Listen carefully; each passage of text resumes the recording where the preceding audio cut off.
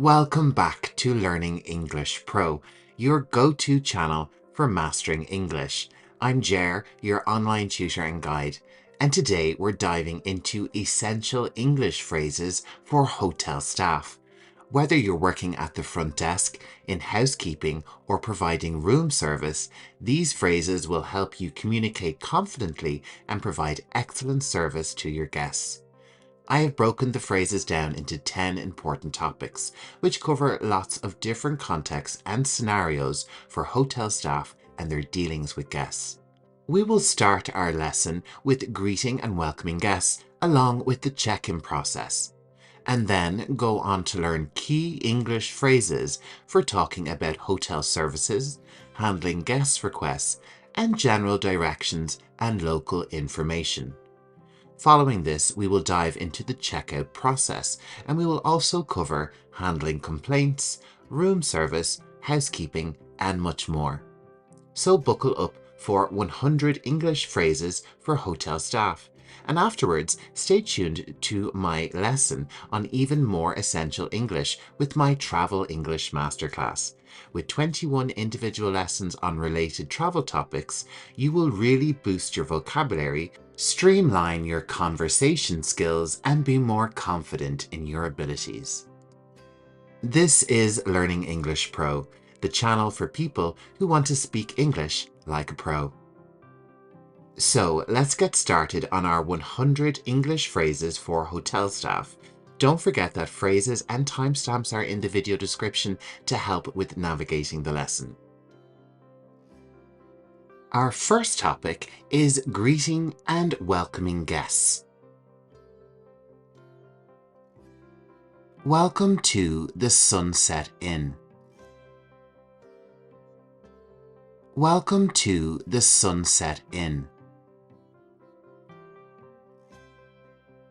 How can I assist you today? How can I assist you today? Do you have a reservation? Do you have a reservation? May I have your name, please? May I have your name, please?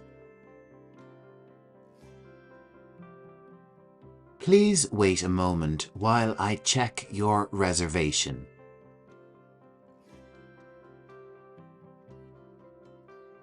Please wait a moment while I check your reservation. How was your journey? How was your journey?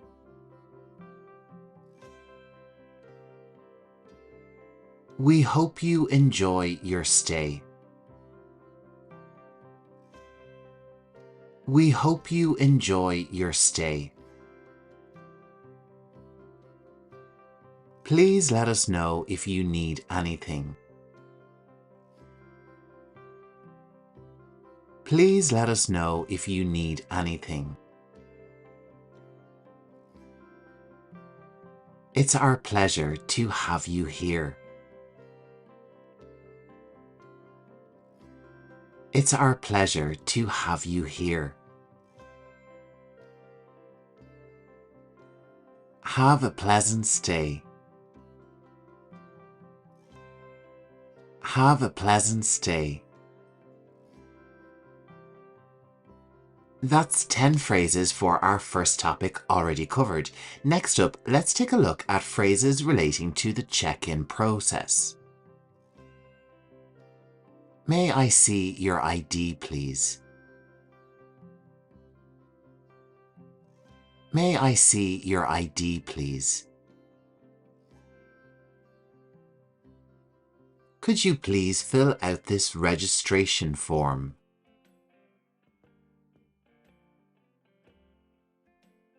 Could you please fill out this registration form? Your room number is 101. Your room number is 101. Here is your room key. Here is your room key.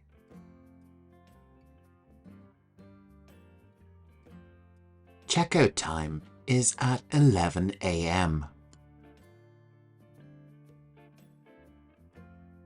Checkout time is at 11 a.m. Would you like assistance with your luggage?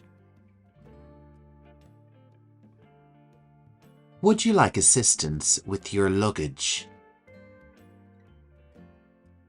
We offer complimentary breakfast from 9 a.m. to 11 a.m. We offer complimentary breakfast from 9 a.m. to 11 a.m. Your room is on the second floor. Your room is on the second floor. The elevator is to your right. The elevator is to your left. Is there anything else I can help you with? Is there anything else I can help you with? You are doing fantastic. It's now time to move on to our third topic, which is providing information about hotel services. Our fitness center is open 24 hours. Our fitness center is open 24 hours. The pool is open from 10 a.m. to 6 p.m. The pool is open from 10 a.m. to 6 p.m. Breakfast is served in the restaurant from 8 a.m. to 10:30 a.m.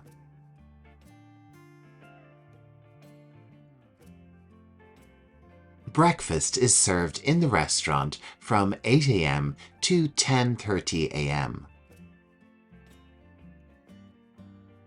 We have free Wi-Fi throughout the hotel.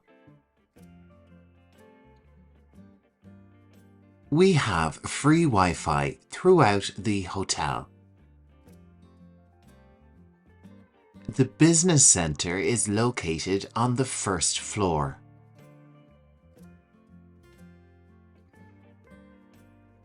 The business center is located on the first floor. We offer room service from 8 a.m. to 10 p.m. We offer room service from 8 a.m. to 10 p.m. Our spa services are available by appointment. Our spa services are available by appointment. Laundry service is available upon request. Laundry service is available upon request. The restaurant is located on the ground floor. The restaurant is located on the ground floor. Please let us know if you need a wake-up call. Please let us know if you need a wake-up call. It's already time for our fourth topic, handling guest requests.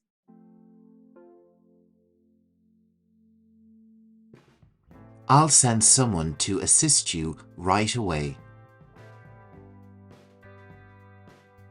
I'll send someone to assist you right away. I'll bring extra towels to your room. I'll bring extra towels to your room. I'll notify housekeeping of your request.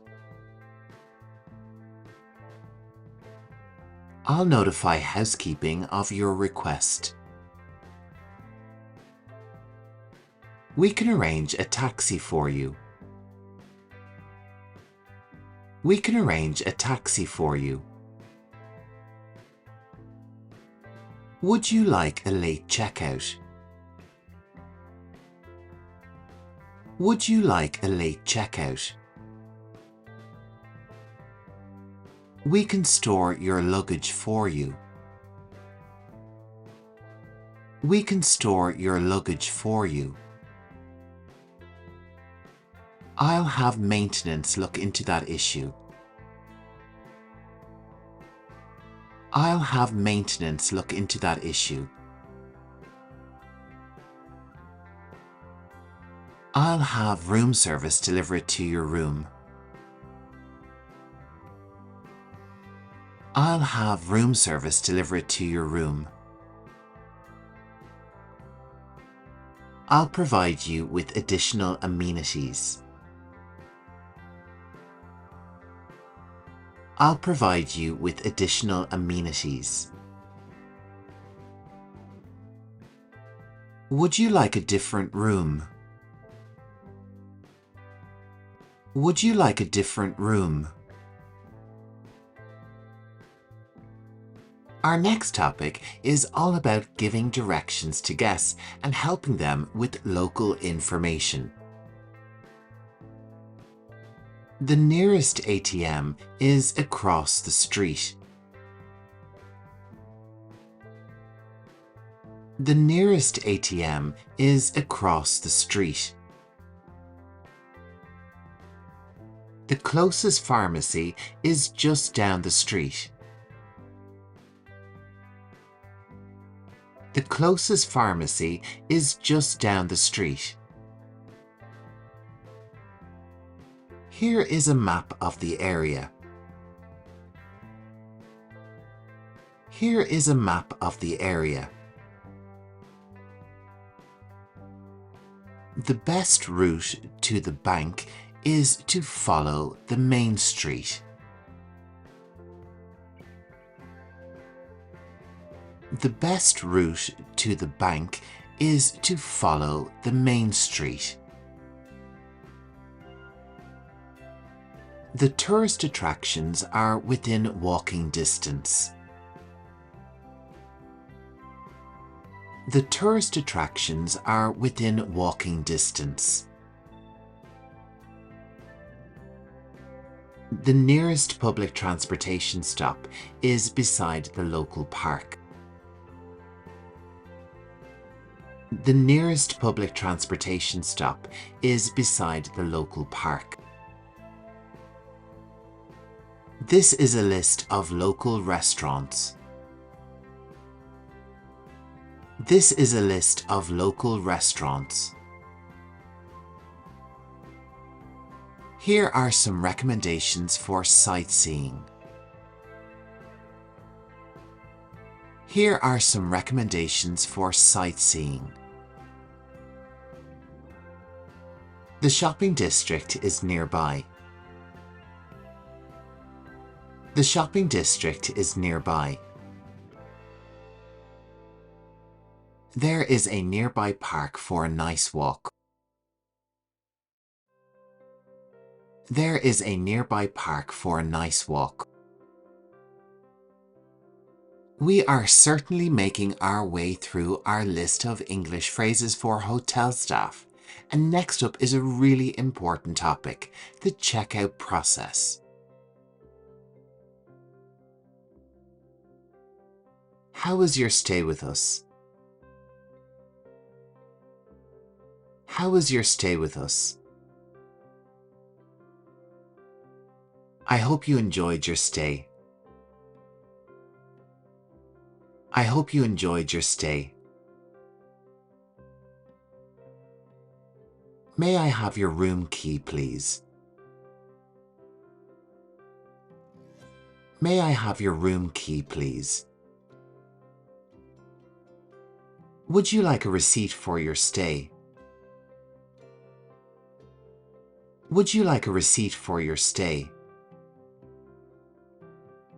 I'll process your checkout now.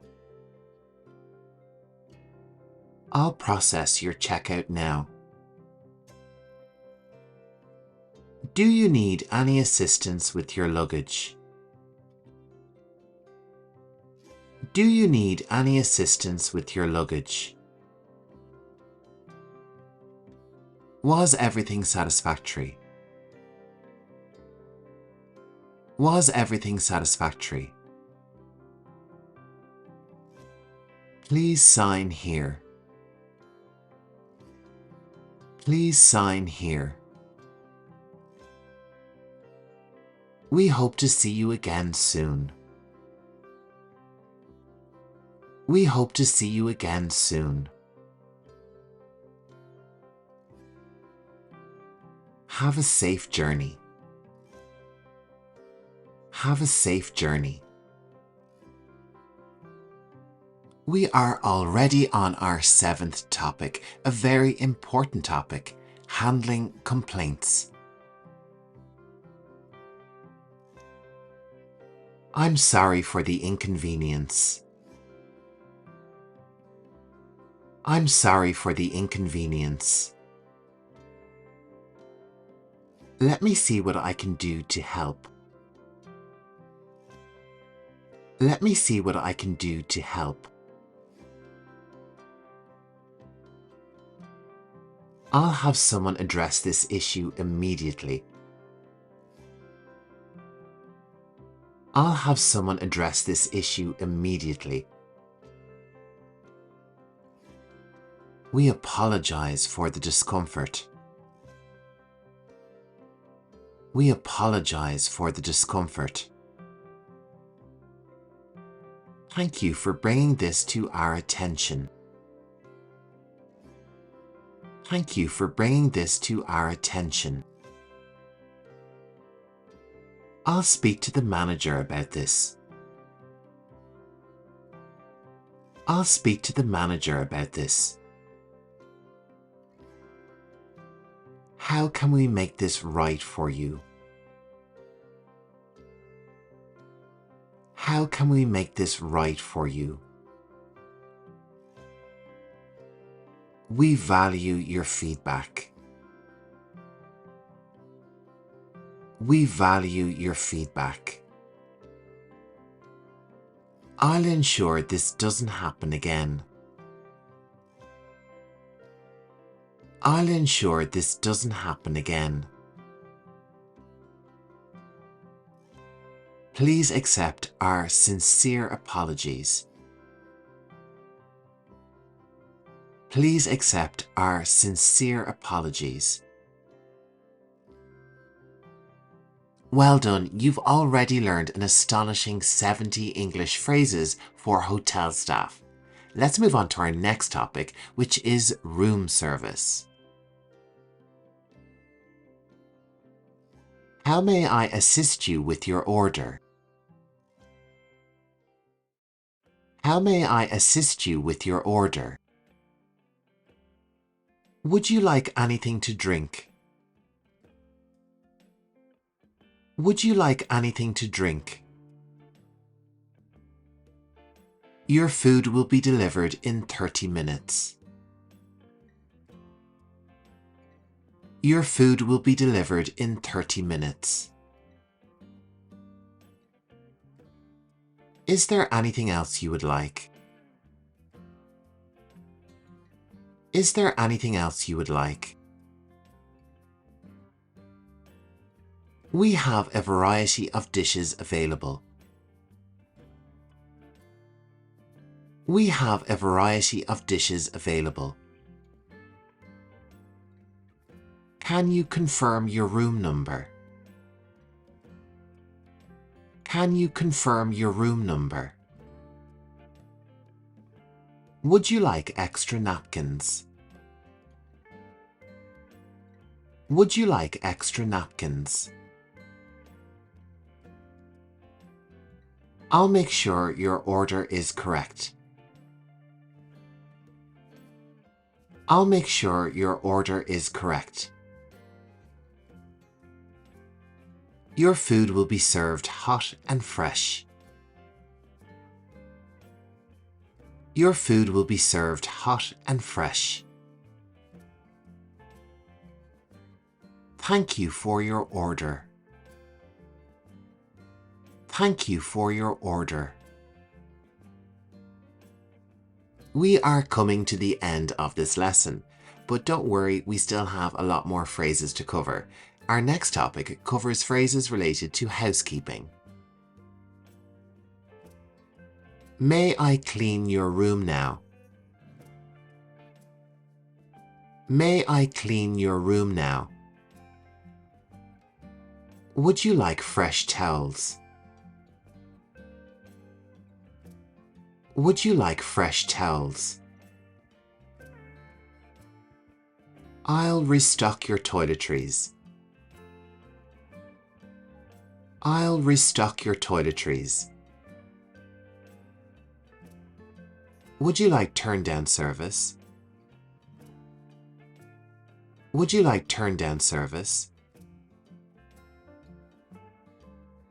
I'll clean your room while you're out. I'll clean your room while you're out. Do you need extra pillows or blankets? Do you need extra pillows or blankets? Is there anything specific you need cleaned?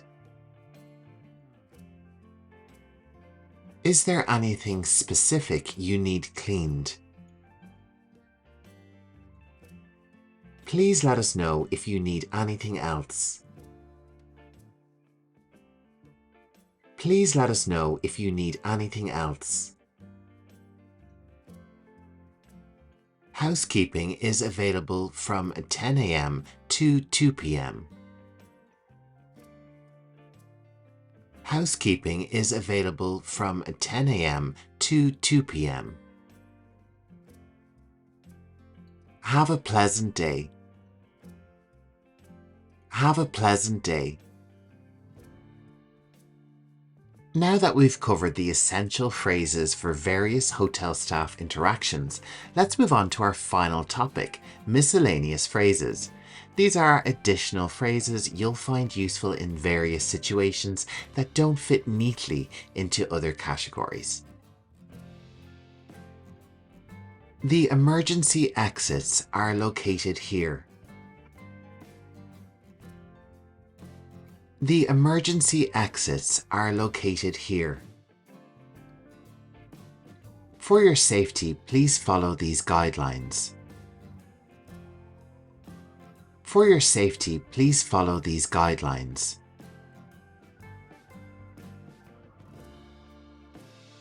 We offer complimentary shuttle service. We offer complimentary shuttle service. You can book tours at the front desk. You can book tours at the front desk. We have a lost and found service. We have a lost and found service. We accept all major credit cards. We accept all major credit cards. Our staff speaks multiple languages.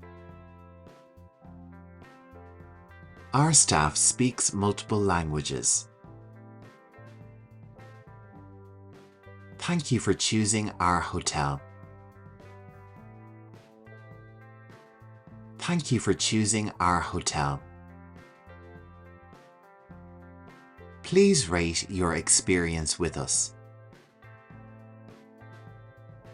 Please rate your experience with us. We look forward to welcoming you back.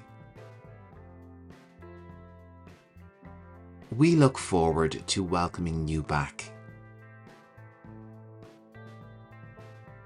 Well done for sticking out the entire lesson and learning 100 English phrases for hotel staff. I hope you find them really useful for your career in the hotel industry. Don't go anywhere because coming up next, I have my Travel English Masterclass, and the first lesson is 70 travel phrases, which I'm sure are to be very useful for any burgeoning hotel staff. So sit back, relax, and let's learn some more important English for hotel staff and the travel industry. Hello everyone, welcome back to Learning English Pro. My name is Jer, I'm your online tutor and guide. In today's lesson, we're going to embark on a virtual journey together, exploring essential English phrases that you'll find incredibly useful when traveling. Whether you're planning a vacation, booking your trip, or immersing yourself in the sights and sounds of a new destination, communication is key. I've carefully curated a list of 70 practical sentences covering everything from making travel arrangements to experiencing new adventures and making memories. And stick around after the lesson because I'm stacking this video with additional lessons I've already published on my YouTube channel. You could call this my Travel Masterclass in English. So if you're ready, let's begin our lesson with our 70 phrases. Our first topic is planning and deciding on a vacation. I want to go on a vacation soon. Do you prefer the beach or the mountains? I'm thinking of visiting Paris for the weekend. Should we take a road trip or fly? I'm planning a short trip next month. What's the best season to visit Japan? Let's do something adventurous this time. It's time to move on to our second topic, which is booking the trip. Can you help me find a good hotel? I'm booking our flights tonight. Should we rent a car or use public transportation? I'm looking for cheap flight tickets online. Do you want to book a hotel or an Airbnb? Can we get a discount on our booking? Let's check the visa requirements. Our third category is pre-travel preparations. Do I need to pack a formal outfit? Can you remind me to buy travel insurance? We should start packing our suitcases.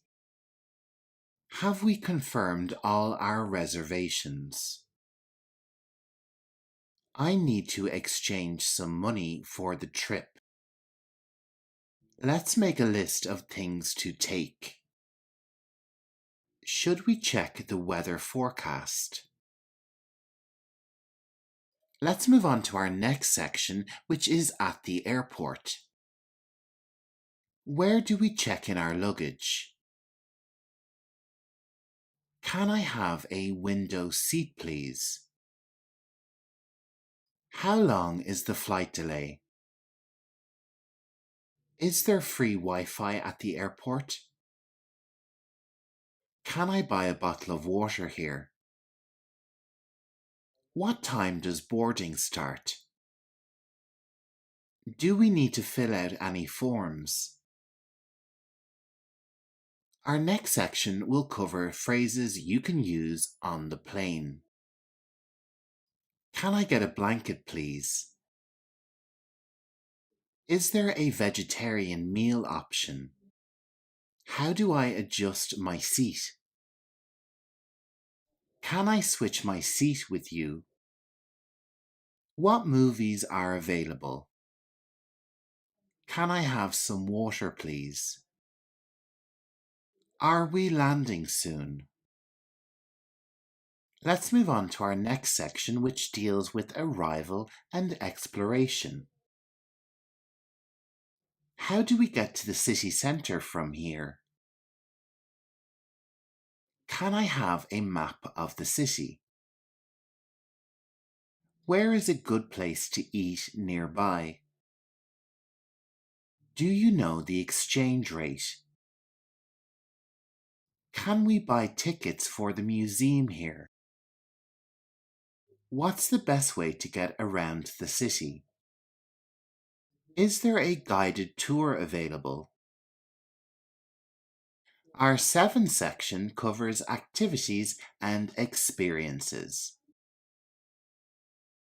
Do you want to try snorkeling? Can we book a day trip to the countryside? Where can we rent bicycles? Is the art gallery open today? Can we take photos here? Do you want to watch the sunset at the beach? How much does it cost to enter the national park? Our next section deals with rest and relaxation. Is there a spa at our hotel? Can we spend a day just relaxing by the pool? Where's a quiet place to read? Do you want to try yoga on the beach? Let's find a cozy cafe to unwind in. Should we book a massage? Is there a nice park for a picnic? Our penultimate section deals with challenges and adventures you may encounter when you're on your vacation. Can you speak English? I'm lost. Can you help me find my hotel? Do you know where the nearest pharmacy is? Can I use my credit card here? I need to find a doctor. Can you recommend one? How do I say thank you in your language? Can I drink the tap water? The final section in this part of the lesson is all about making memories. Let's buy souvenirs for our friends. Can you take a picture of us? This view is incredible. Let's stop here for a moment. I'm going to write a postcard to my family. We should wake up early to see the sunrise. Let's make a video of our trip. This has been an unforgettable journey. And that brings us to the end of this part of this lesson on travel. So next up, we're going to take a look at some airport vocabulary and phrases which will be really useful to you if you're traveling by plane. From checking in to boarding and then to baggage claim, this video has you covered. So let's jump right into our lesson, and our first category for the airport is check-in and boarding. I'd like to check in for my flight, please. I'd like to check in for my flight, please. I prefer a window seat. I prefer a window seat. Is my flight on schedule? Is my flight on schedule? Could you tell me the baggage allowance for this flight? Could you tell me the baggage allowance for this flight? I need to pay for extra luggage. I need to pay for extra luggage.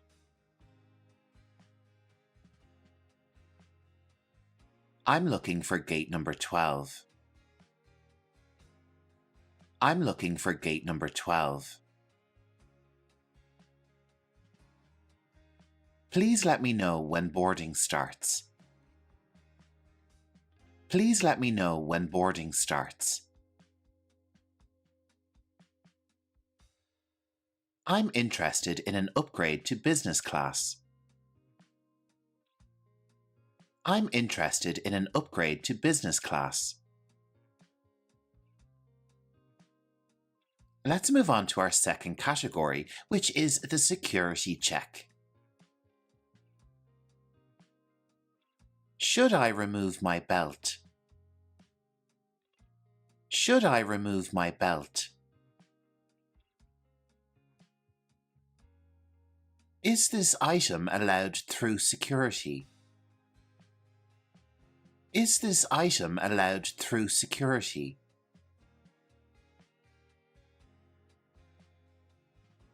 I'll place my electronics in the tray. I'll place my electronics in the tray. Do I need to discard my water?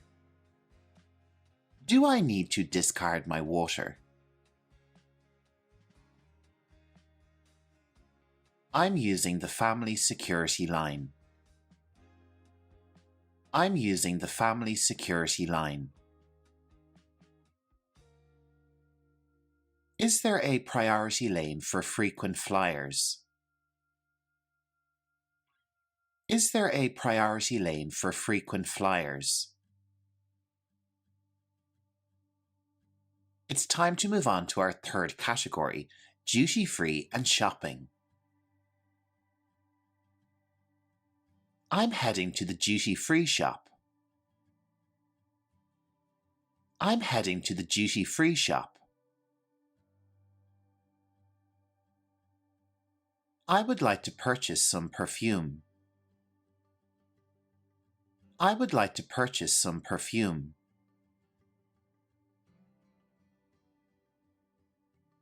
Do you accept credit cards? Do you accept credit cards? I'm looking for local souvenirs. I'm looking for local souvenirs. Is there a tourist discount? Is there a tourist discount? I'm interested in tax-free items. I'm interested in tax-free items. In our fourth category, we'll take a look at phrases and questions relating to dining and facilities. I need directions to the nearest restaurant. I need directions to the nearest restaurant. Which cafe do you recommend? Which cafe do you recommend? Please point me to the restrooms. Please point me to the restrooms. I'm looking for a charging station.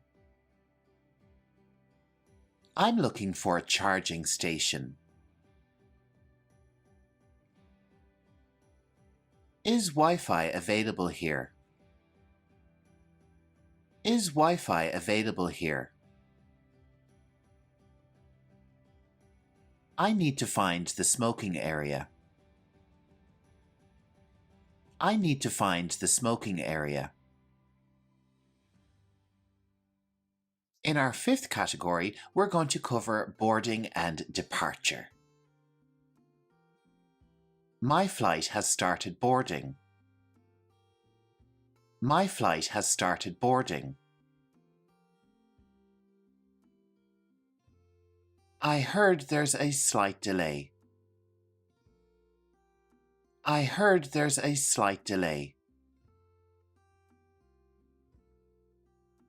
I'm locating my seat. I'm locating my seat. I'll put this in the overhead compartment. I'll put this in the overhead compartment. I'd appreciate a blanket and headphones. I'd appreciate a blanket and headphones.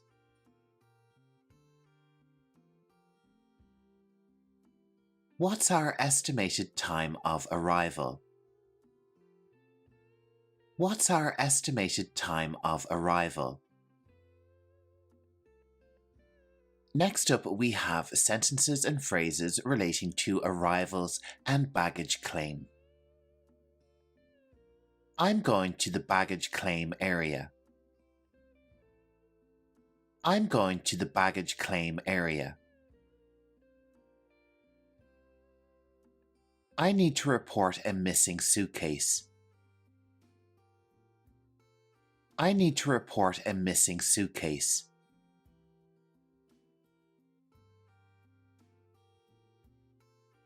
Where can I find a luggage trolley? Where can I find a luggage trolley? Could you assist me with my luggage? Could you assist me with my luggage? Is there a lost and found office? Is there a lost and found office? In our seventh and final category, we'll take a look at a few sentences relating to transportation and transfers. Where's the taxi stand? Where's the taxi stand? I need directions to the city centre. I need directions to the city centre. Is there a shuttle service available? Is there a shuttle service available?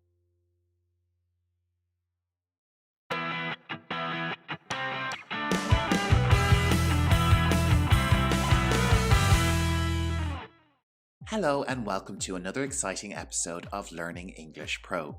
In today's video, we're diving into the world of buses, exploring essential English vocabulary and useful phrases related to this common mode of transportation.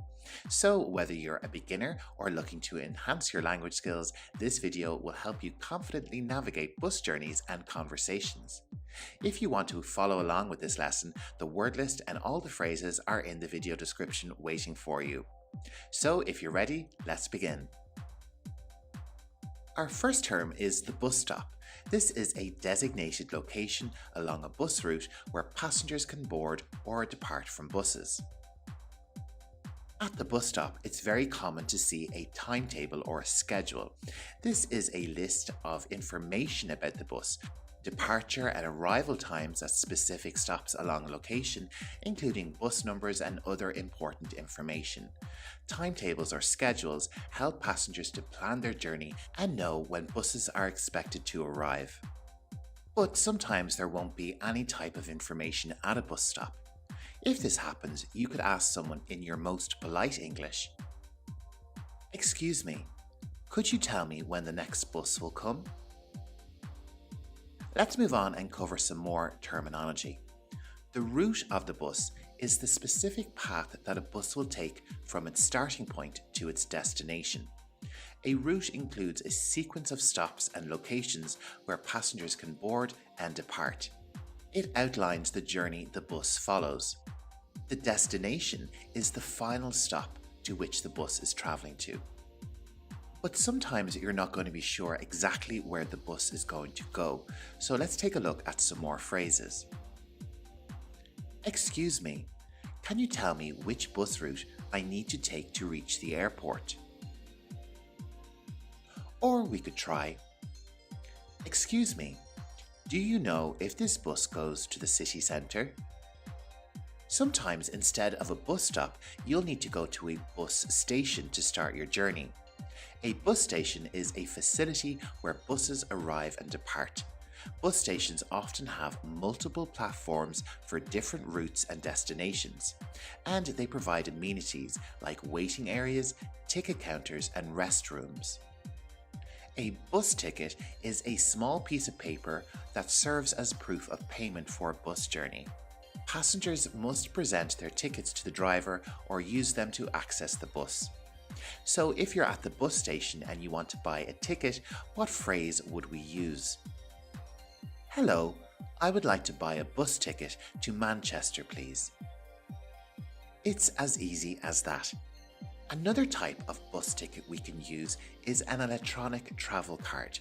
A travel card can also be referred to as a prepaid travel card. This is a reusable card that allows passengers to pay for multiple bus journeys without the need for individual tickets. Travel cards are really convenient and often offer cost savings for your travel.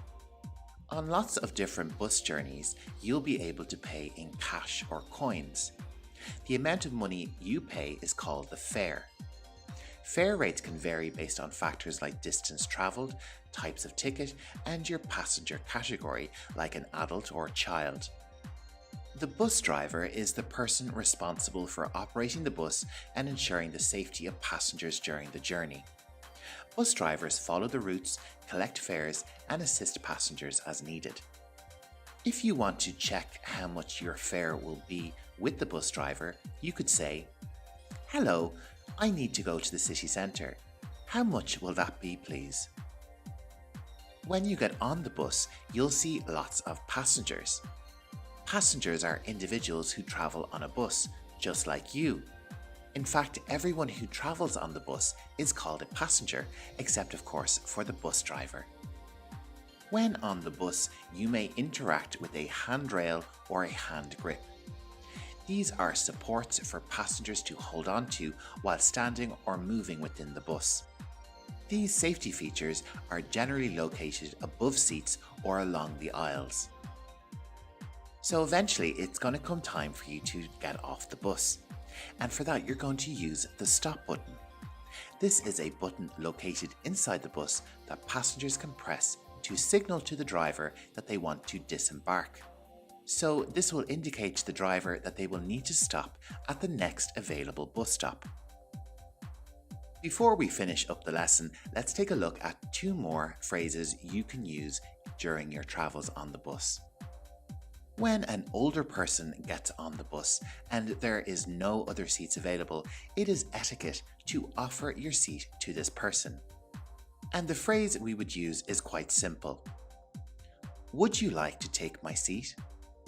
It's really easy to be very polite. Another way we can be polite is to thank the bus driver when you're exiting the bus. And you can simply say, "Thank you, have a great day."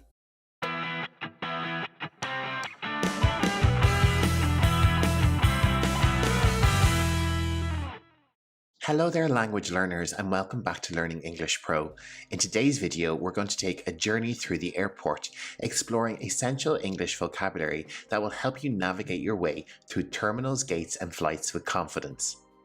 Don't worry if you miss any of the terms, I've got you covered. The complete word list and definitions will be waiting for you in the video description below. So if you're ready, let's dive right in. Let's start with the basics. A terminal is a building at the airport where passengers check in, go through security, and wait for their flights. If an airport has multiple terminals, you may have a situation where one terminal could be for domestic flights and another specifically for international flights. Our next term is departure. This refers to the act of leaving, and in the context of the airport, it's when you leave for your flight. And the area or floor that you go to at the airport for this will simply be called departures. Arrival, on the other hand, is the act of reaching your destination. It's when you land at your destination airport. And like the departures area, there will be another floor or area called arrivals. Check-in is the process of registering your presence at the airport before a flight. This is usually done in the check-in area. It typically involves providing your flight details and information. In many cases, this procedure can be done online through the airline's website or mobile app before even arriving at the airport. And if you have bags you need to check in, it might be time to do that now. So you can do this sometimes at the check-in counter, or there might be a specific area called a baggage drop-off or bag drop. During the check-in process, you may receive your boarding pass. This is a document that allows you to board your flight. It includes important details like your seat number and departure gate. If you have checked in online, your boarding pass may be on your phone, or you might have it printed out. You must keep this document in your possession for the duration of your journey. Once you have all that business out of the way, it's time to go through the security check. Before you board your flight, you need to go through this check. This is where your belongings are screened for safety reasons. Luggage is generally scanned by an X-ray machine, and it may be searched or inspected. Similarly, passengers are also screened and may be physically searched if the machine detects something unusual. Sometimes after security check or at some point in the airport, you may have to go through passport control. At passport control, officials check your passport or visa and other travel documents to allow you to enter or exit a country. Duty-free shops are stores at the airport where you can buy goods without paying certain taxes or duties. Shops in this area usually sell high-value goods such as perfume, technology, sunglasses, and other luxury items. A concourse is a long corridor within the terminal that leads to various departure gates. And the gate is the specific area where you will board your plane. It's important to know your gate number to make sure you're in the right place. There is usually seating in this area for waiting passengers, and typically there will be a desk manned by airline staff. Soon enough, it'll be time for boarding. Boarding refers to the process of entering the plane to take your assigned seat and prepare for departure. It involves presenting your boarding pass, showing identification, and walking through the jet bridge or the aircraft to settle into your seat for the flight. During this process, you'll encounter the cabin crew or the flight crew. These are the members of the airline staff who will take care of you and other passengers during the flight. Takeoff refers to the moment when an aircraft leaves the ground and begins its ascent into the air.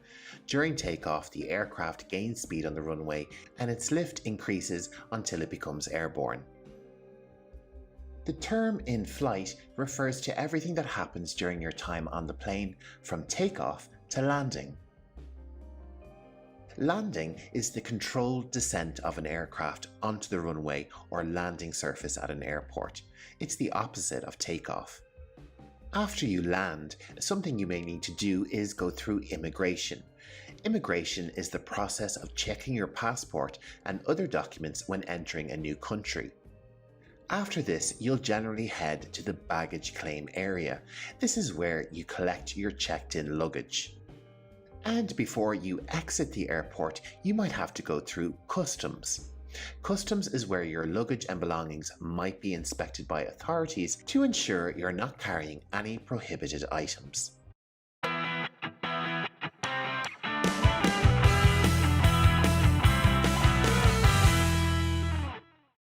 Today we're diving into the exciting world of vacations. Whether you're planning a getaway or just want to expand your vocabulary, this video is for you. In this video, you'll learn lots of new vocabulary along with their definitions, and I'll provide an example sentence for each word. Be sure to check out the word list in the video description for quick reference. And remember, if you notice any differences between American and British English, I've got you covered. Let's get started with our lesson, and first up we have wanderlust. This is that irresistible urge to travel, explore new places and experience different cultures. It's that feeling you get when you can't resist the call of adventure. Our example sentence is, after years of working, I finally gave in to my wanderlust and booked a solo trip around Europe. Next we have staycation. This term refers to taking time off from work and simply relaxing at home or exploring your local area. It's like a mini vacation without the need for travel. Our example sentence is, I decided to have a staycation this year, enjoying my city's museums, parks, and local eateries. Have you ever felt groggy after a long flight? That's jet lag. It's that temporary sleep disorder that happens when your body's internal clock is out of sync with the time zone you're in. I couldn't shake off my jet lag for days after flying halfway around the world. Ah, souvenirs. These are keepsakes or mementos you bring back from your travels to remind you of places you visited. They come in all shapes and sizes, from keychains to local handicrafts. I bought a beautiful hand-painted plate as a souvenir from my trip to Morocco. An itinerary is your travel schedule or plan. It outlines the activities, places to visit, and events you'll experience during your vacation. It's like a travel roadmap. Our detailed itinerary included visits to historic sites, culinary tours, and even a hot air balloon ride. Backpacking is an adventurous way of traveling, often on a budget. You pack light, carry a backpack, and explore various destinations, experiencing different cultures up close. Let's check out our example sentence. We spent 3 months backpacking through Southeast Asia, immersing ourselves in local traditions and trying street food along the way. Imagine everything you need for a perfect vacation bundled into one package. That's an all-inclusive deal. It typically includes accommodation, meals, drinks, and sometimes even activities, allowing you to relax without worrying about extra expenses. We treated ourselves to an all-inclusive resort in the Caribbean, where we enjoyed unlimited access to the beach, pool, and gourmet dining. Sightseeing is a must-do activity during vacations. It involves visiting popular landmarks, historical sites, and attractions in the area to truly experience its beauty and culture. We spent the whole day sightseeing in Rome, exploring the Colosseum, Vatican City, and charming cobblestone streets. Spending too much time under the sun without protection can lead to sunburn. It's a painful skin condition caused by excessive exposure to ultraviolet rays. I forgot to reapply sunscreen, and now I'm dealing with a painful sunburn on my shoulders.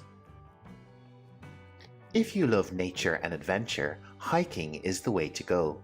Lace up your boots, grab your backpack, and explore the great outdoors by walking through trails and enjoying breathtaking views. Our example sentence is, we spent the weekend hiking in the national park, reaching the summit just in time to catch a stunning sunrise. In British English, we use the term queue to refer to standing in line. So when you're patiently waiting your turn for that amazing attraction, you're actually in a queue. Our example sentence is, we joined the queue early to make sure we got tickets to the popular art exhibit. Here's an interesting difference between American and British English. Americans often say vacation to refer to time off work, while in British English they say holiday. So whether you're planning your dream vacation or holiday, it's all about unwinding and having a great time. In American English, our example sentence is, I can't wait for my vacation next month. I'm going to relax on the beach and forget about work. Our example for British English is, in about 2 weeks we will go on holiday to Madrid. I am looking forward to trying some tapas. Another American-British English distinction, luggage and baggage. Both terms refer to your suitcases and bags, but luggage is more commonly used in American English, while baggage is more frequently heard in British English. Let's use both terms in the same sentence. I struggled to carry all my baggage through the airport, but luckily the hotel had luggage carts. In American English, they say elevator when they want to reach a different floor in a building. In British English, they say lift. So whether you're hitting the elevator or calling the lift, you're on your way up. Let's try elevator in an example sentence. I pressed the button for the elevator and waited patiently for it to arrive. Finally, we have postcards. These are lovely little cards you send to friends and family from your vacation spot. They usually feature a picture of a scenic view or landmark, giving your loved ones a glimpse of your travels. I'm sending a postcard with a picture of the Eiffel Tower to my grandparents to let them know how amazing Paris is.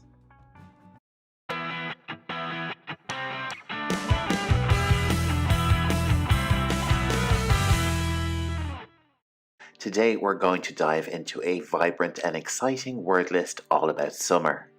So get ready to enrich your English vocabulary with 15 words associated with the warmest season of the year. And as usual, I'm posting the complete word list and sentence examples in the description below. Let's get started with our lesson. And let's begin with sunshine. It refers to the bright and warm rays of the sun that light up our summer days.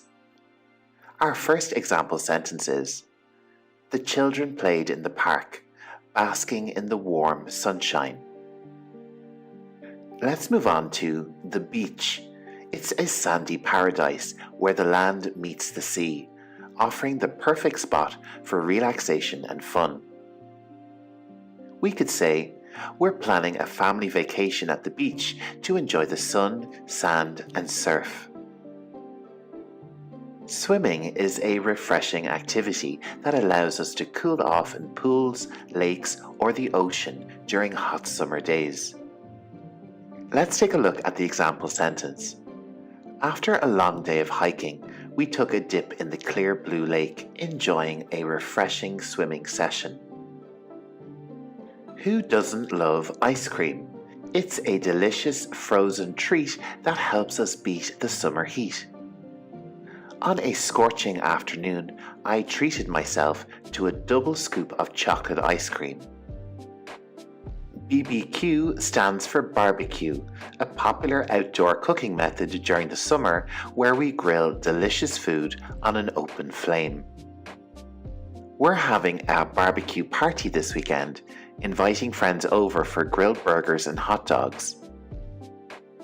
A picnic is a fun outdoor activity where we enjoy a meal in nature, often surrounded by beautiful scenery.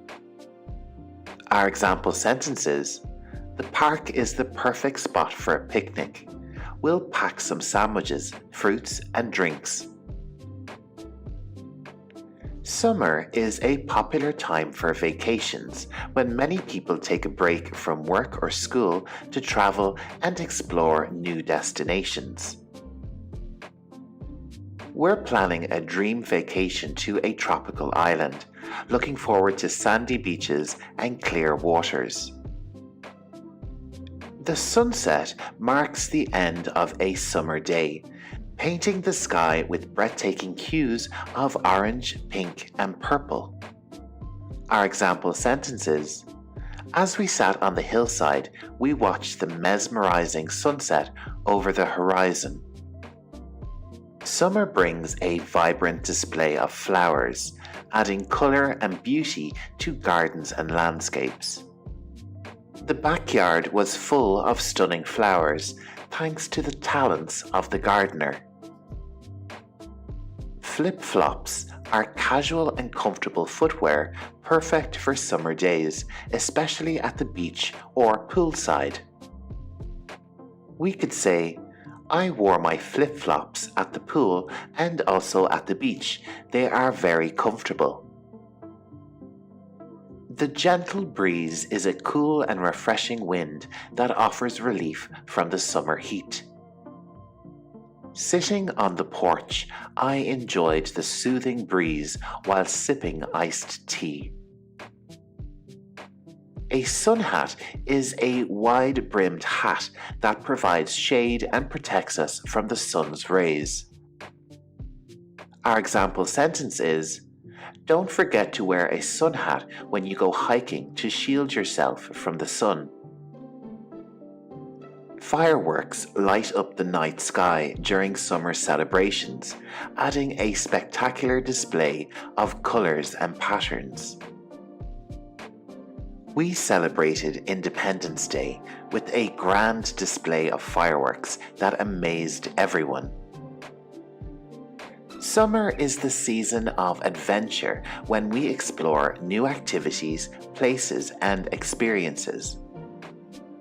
During summer break, I'm planning to go on an adventure trip, trying out water sports and hiking. Sunblock is a crucial product to protect our skin from the sun's harmful UV rays during summer. We could say, remember to apply sunblock before going to the beach to avoid sunburn.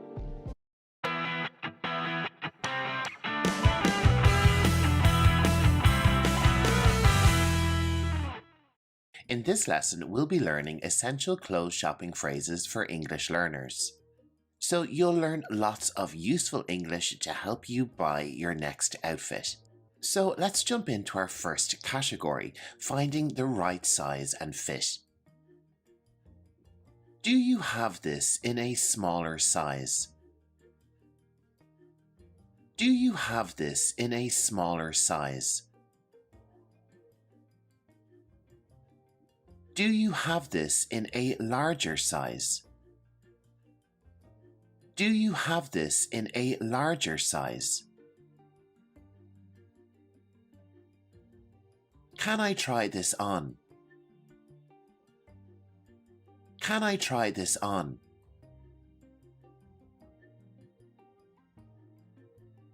Where is the fitting room? Where is the fitting room?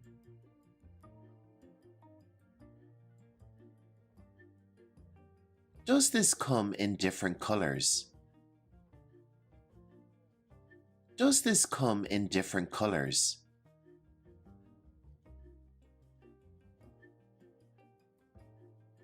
Is this available in my size? Is this available in my size? How does this fit? How does this fit?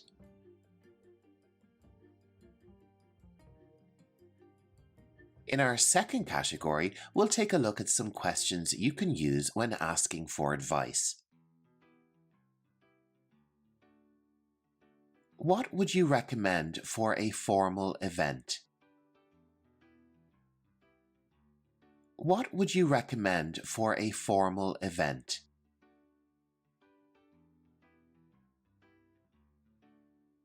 Can you suggest a good outfit for the summer?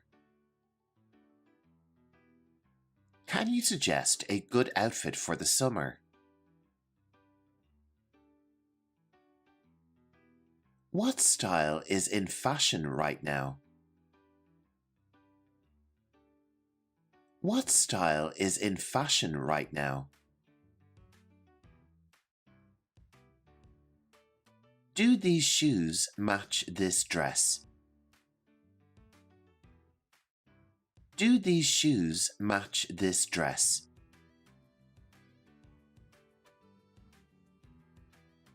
Which of these is more casual? Which of these is more casual?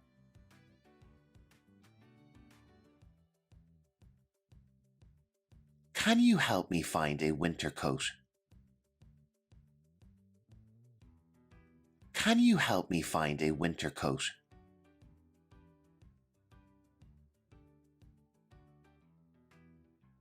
In our next category, we'll take a look at questions you can ask when checking prices and offers. How much does this cost?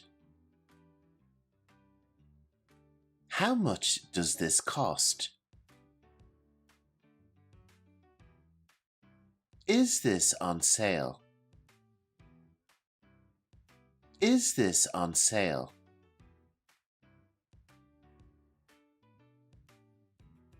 Do you you offer any discounts? Do you offer any discounts? Can I get a refund if it doesn't fit? Can I get a refund if it doesn't fit? Do you have a loyalty program? Do you have a loyalty program? Are there any ongoing promotions? Are there any ongoing promotions? In our fourth category, we'll take a look at questions you can ask about quality and material. What material is this made of? What material is this made of? Is this machine washable? Is this machine washable? Does this color fade after washing? Does this color fade after washing? Is this sweater 100% wool? Is this sweater 100% wool? Can you tell me more about the fabric quality? Can you tell me more about the fabric quality? Is this waterproof? Is this waterproof? In our fifth and final category, we'll take a look at some phrases and questions you can use when making a purchase. I would like to buy this, please. I would like to buy this, please. Can I pay by credit card? Can I pay by credit card? Do you offer gift wrapping? Do you offer gift wrapping? Where can I check out? Where can I check out? Can I have a bag, please? Can I have a bag, please? Is there a warranty on this product? Is there a warranty on this product?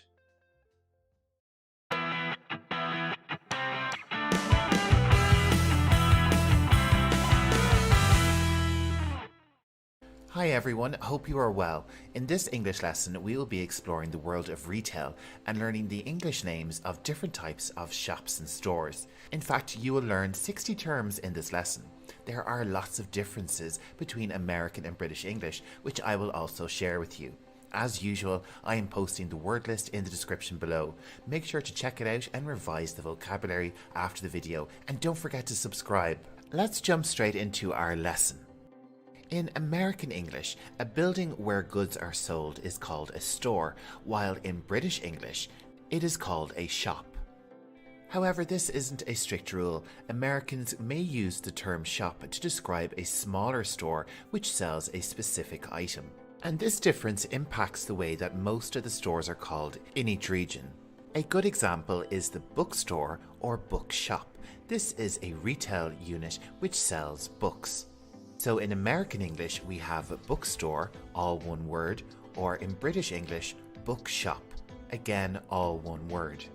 Some shops will have a specific name, like a butcher. A butcher is a specialized store which prepares and sells raw meat. Our next type of store bakes and prepares bread-based products. It's called a bakery. Let's move on, and our next store provides a service to cut men's hair. It's called a barber shop in American English, and in British English it's referred to as the barbers. And for women's hair, in American English the store is called a hair salon, and in British English it's called a hairdresser's. The next store we will look at is called a cafe, which offers beverages such as coffee and tea and perhaps some pastries. In British English, it might be referred to as a coffee shop, and in American English, it might be referred to as a coffee house. If you're looking for something sweet like confectionery, you should go to the candy shop. This is what it's called in American English. In British English, it's called a sweet shop. For any type of clothing, in America you would be looking for a clothing store. In British English, it's called a clothes shop. A smaller clothes shop or clothing store, which may provide a particular type of clothing or indeed is one which belongs to a specific designer, may be called a boutique. In most regions, the store where you buy your medicine is called a pharmacy. In lots of places in America, pharmacies are located within a drugstore which sells medicines and other products. In British English, a synonym of pharmacy is chemist, which is commonly used. Let's move on to some food stores, and our next store is called a delicatessen, or a deli for short. This is a shop which sells cooked meats, cheeses, and unusual or foreign prepared foods. And in lots of delis, especially in the US, you can pick up a pretty good sandwich. A store which sells only cheeses and specializes in cheeses is known as a cheesemonger. A monger is an old word for a tradesperson. Another type of monger which you may hear of is a fishmonger, and this is a person who trades in fish. A store which sells only fruits and vegetables is called a greengrocer's in British English, and a produce store in American English. A general food store is known as a grocery store. And a bigger type of grocery store which sells food and almost everything else is called a supermarket. Supermarkets and lots of the stores discussed in today's video can be found in a shopping mall. This is American English, and it's generally just referred to as the mall. In British English, it's referred to as a shopping centre, where you have lots of vendors or traders selling their items on a street. This is known as a street market. If the market is focused on farmers selling their own produce, it is referred to as a farmer's market. A store that sells tools and machinery and other durable equipment is known as a hardware store in American English, and a hardware shop in British English. A store that sells flowers and bouquets and can arrange flowers for you is known as a florist. For newspapers and magazines, you would visit a newsstand in America. These are the small kiosks that can be found in major cities across the country. In British English, these shops are known as newsagents, and they sell just about everything. They may also be called a corner shop. If you're in need of a ring or necklace or any type of jewellery, you would visit the jewellery store in US English. In British English, this type of store would simply be called the jewellers. Note the difference in spelling. Jewellery and related words in British English has two L's, while in American English they only have one L. A store which sells alcoholic beverages is known as a liquor store in American English. In British English, it is known as an off-license.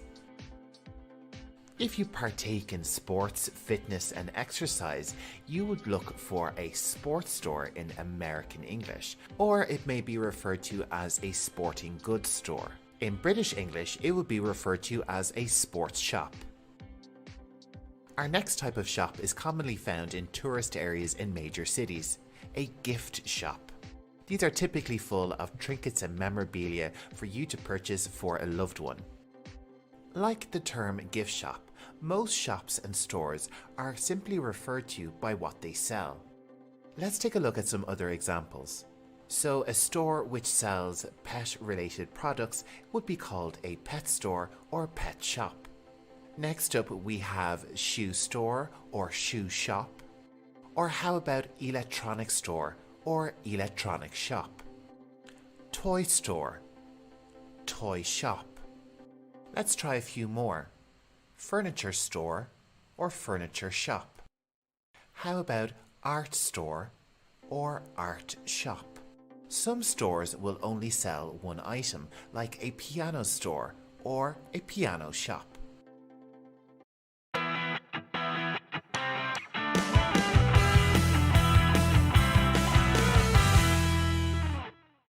Hello everyone, welcome back to another edition of Learning English Pro. We are exploring the world of shopping and retail and focusing on the subject of phrasal verbs relating to purchasing and looking at items in a store.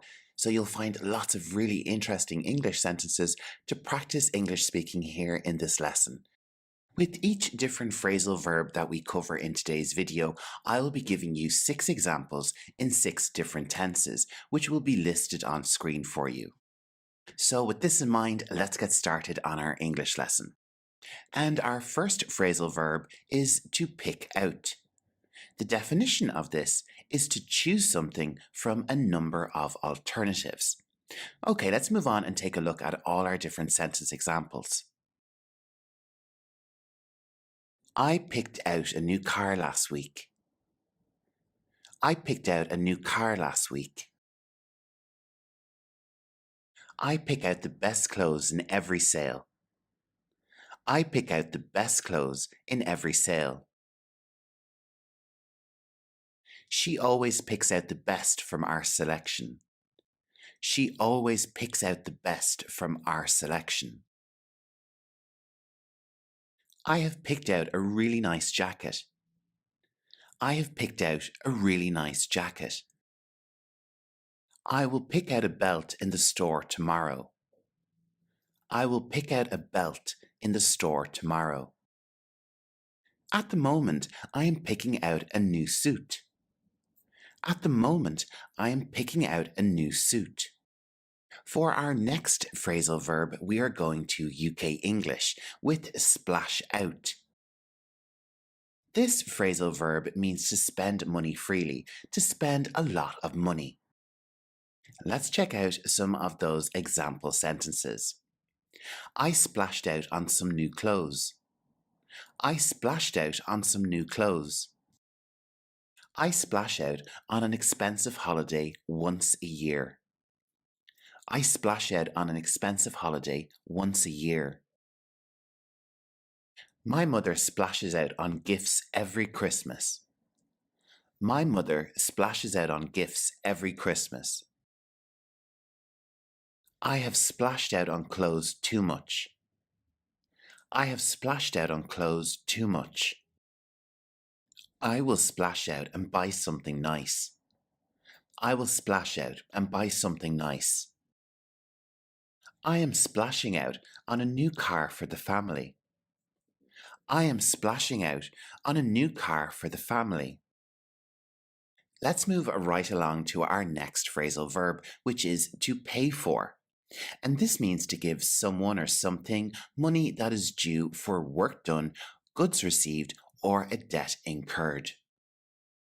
The verb to pay is an irregular verb, so pay close attention to how this verb changes in the past tenses. I paid for my shopping and went home. I paid for my shopping and went home. I usually pay for my food shopping with cash. I usually pay for my food shopping with cash. My friend pays for her child to go to dance lessons. My friend pays for her child to go to dance lessons.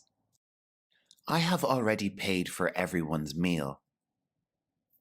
I have already paid for everyone's meal. I will pay for my ticket at the box office. I will pay for my ticket at the box office. I am paying for everyone to go to the movies. I am paying for everyone to go to the movies. Our next phrasal verb is to look out for, and this means to search for and produce something, to be vigilant and take notice. Our first sentence example for this phrasal verb is, I looked out for a green hat but didn't find one. I looked out for a green hat but didn't find one. I always look out for pink roses in the florist. I always look out for pink roses in the florist. My dad looks out for antiques when he shops. My dad looks out for antiques when he shops. I have looked out for that book before. I have looked out for that book before. I will look out for that vase when I'm in town. I will look out for that vase when I'm in town. I'm looking out for a nice pair of sunglasses. I'm looking out for a nice pair of sunglasses. Next up, we have two phrasal verbs which mean the same thing. In UK English, we have queue up, and in American English, we have line up, and they both mean to wait in a queue or line up for something. For our sentence examples, I'm going to use queue up. I queued up for hours to buy tickets to the show. I queued up for hours to buy tickets to the show. I queue up every morning for my coffee at the cafe. I queue up every morning for my coffee at the cafe. She queues up for every sale that the store holds. She queues up for every sale that the store holds. I have queued up for many hours for that promotion. I have queued up for many hours for that promotion. I will queue up later after I get some more fruit. I will queue up later after I get some more fruit. I'm queuing up to purchase these gifts. I am queuing up to purchase these gifts. Are you ready for another phrasal verb? This one is to shop around, and it means to look out for the most suitable item or service for the lowest price. Let's take a look at these sentence examples. I shopped around for the best deal. I shopped around for the best deal. I always shop around for the best price on food. I always shop around for the best price on food. She shops around for a great price before she decides to buy. She shops around for a great price before she decides to buy. I have shopped around for a better quote in the past. I have shopped around for a better quote in the past. I will shop around for a new car later this week. I will shop around for a new car later this week. I am shopping around for a pair of red shoes. I am shopping around for a pair of red shoes. Let's move right along to our next phrasal verb, which is to try on, and it means to put on an item of clothing to see if it fits or suits you. I tried on a pair of black jeans. I tried on a pair of black jeans. I try on shirts before I buy them. I try on shirts before I buy them. My brother tries on his suits to make sure they fit properly. My brother tries on his suits to make sure they fit properly. The bride has already tried on several dresses. The bride has already tried on several dresses. My mother will try on a few scarves in the store. My mother will try on a few scarves in the store. I am trying on this outfit to see if it fits me. I am trying on this outfit to see if it fits me. Pop into is a phrasal verb which means to go into some place very briefly. I popped into the grocery store today. I popped into the grocery store today. I pop into the city for shopping once a month. I pop into the city for shopping once a month. She pops in and buys some groceries every week. She pops in and buys some groceries every week. I have popped into that store on several occasions. I have popped into that store on several occasions. I will pop into the clothing store later for a dress. I will pop into the clothing store later for a dress. I am popping into the mall today to buy a hat. I am popping into the mall today to buy a hat. Our penultimate phrasal verb is to check out. In the context of shopping, it means to complete a purchase by providing payment at the final point of sale, as in a retail store. I checked out in the store and went home. I checked out in the store and went home. I check out with my favorite cashier every day. I check out with my favorite cashier every day. She checks out within a few minutes of arriving. She checks out within a few minutes of arriving. I have checked out already and am leaving the store. I have checked out already and am leaving the store. I will check out my goods in a few minutes. I will check out my goods in a few minutes. I am checking out my shopping and will pay with cash. I am checking out my shopping and will pay with cash. Our final phrasal verb for this lesson is sell out. We use this phrasal verb when we talk about a stock of something, meaning to become completely depleted due to every item having been sold out. The verb to sell is an irregular verb, so pay attention to how it changes in the past tenses. The jackets sold out and are out of stock. The jackets sold out and are out of stock. The strawberries sell out whenever we have them. The strawberries sell out whenever we have them. The umbrella is cheap and it sells out when it rains. The umbrella is cheap and it sells out when it rains. In the past, her handbags have sold out very quickly. In the past, her handbags have sold out very quickly. The stock will sell out at this price. The stock will sell out at this price. All of the different types of shoes are selling out. All of the different types of shoes are selling out.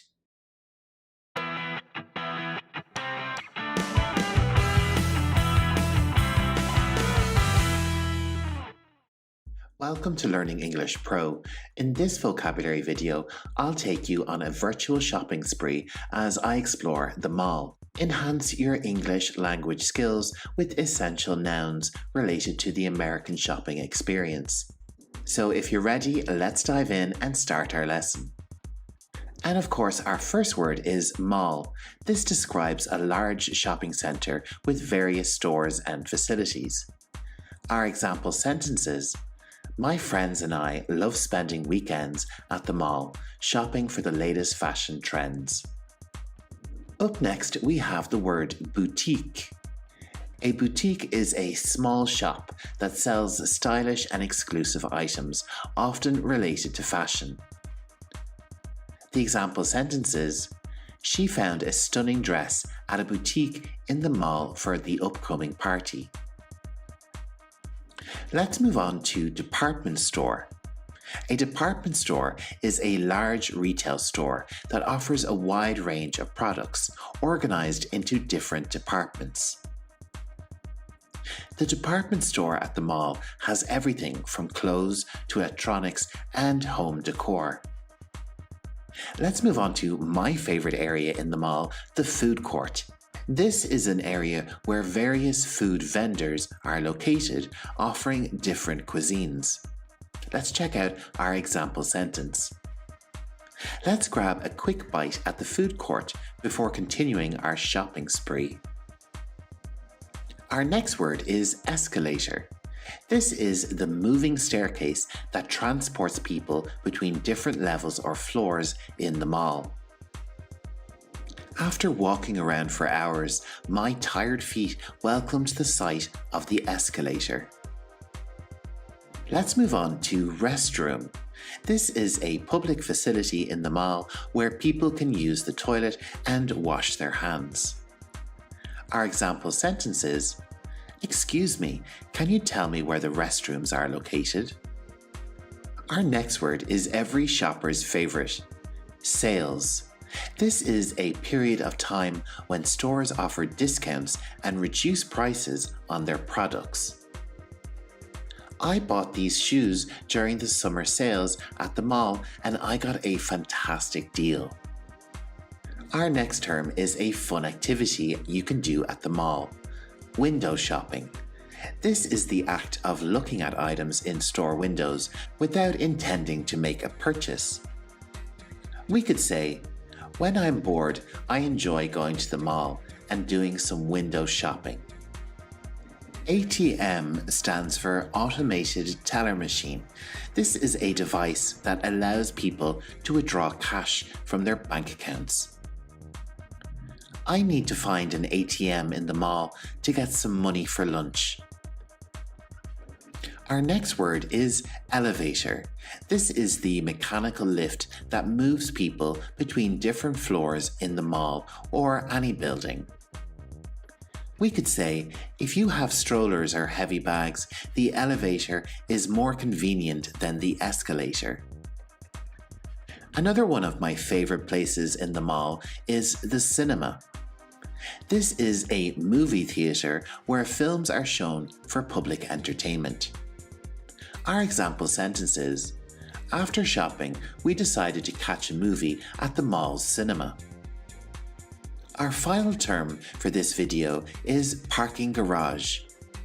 This is a multi-level structure where visitors can park their vehicles while visiting the mall. Our final example sentence is, finding a spot in the parking garage during the weekends can be quite challenging.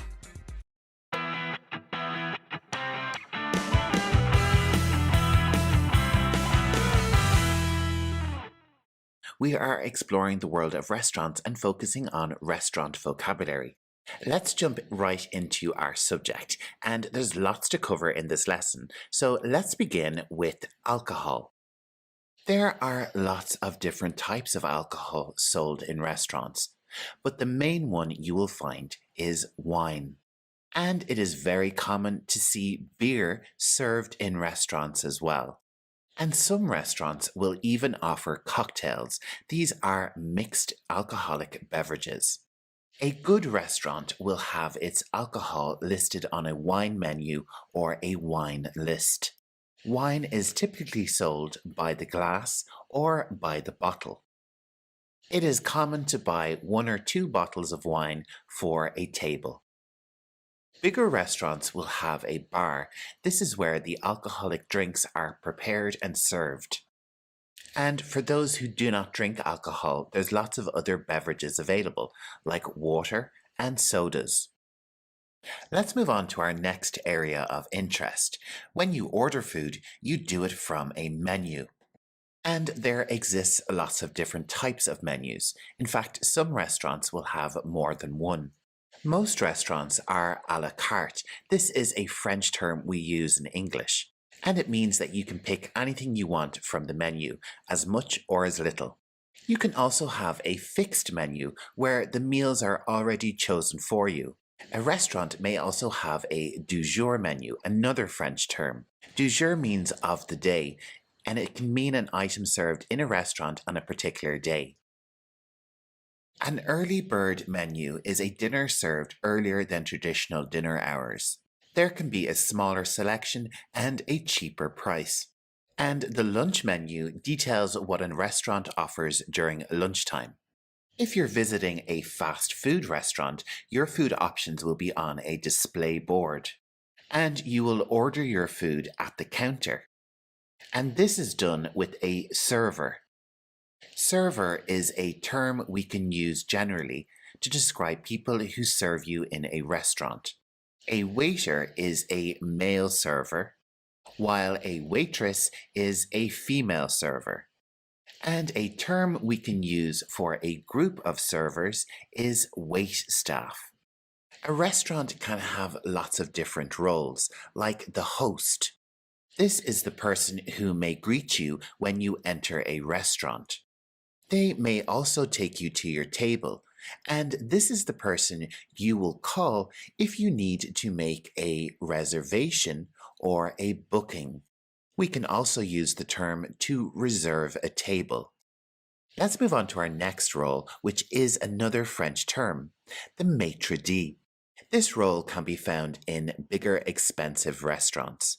Like a host, the maitre d' can greet guests, but they can be also responsible for maintaining the dining room area and ensuring that it is clean and presentable. Earlier, I mentioned the bar and the types of alcohol and beverages you can purchase in a restaurant. The person who prepares these beverages is called the bartender. Another person you may see in the restaurant area is the busboy.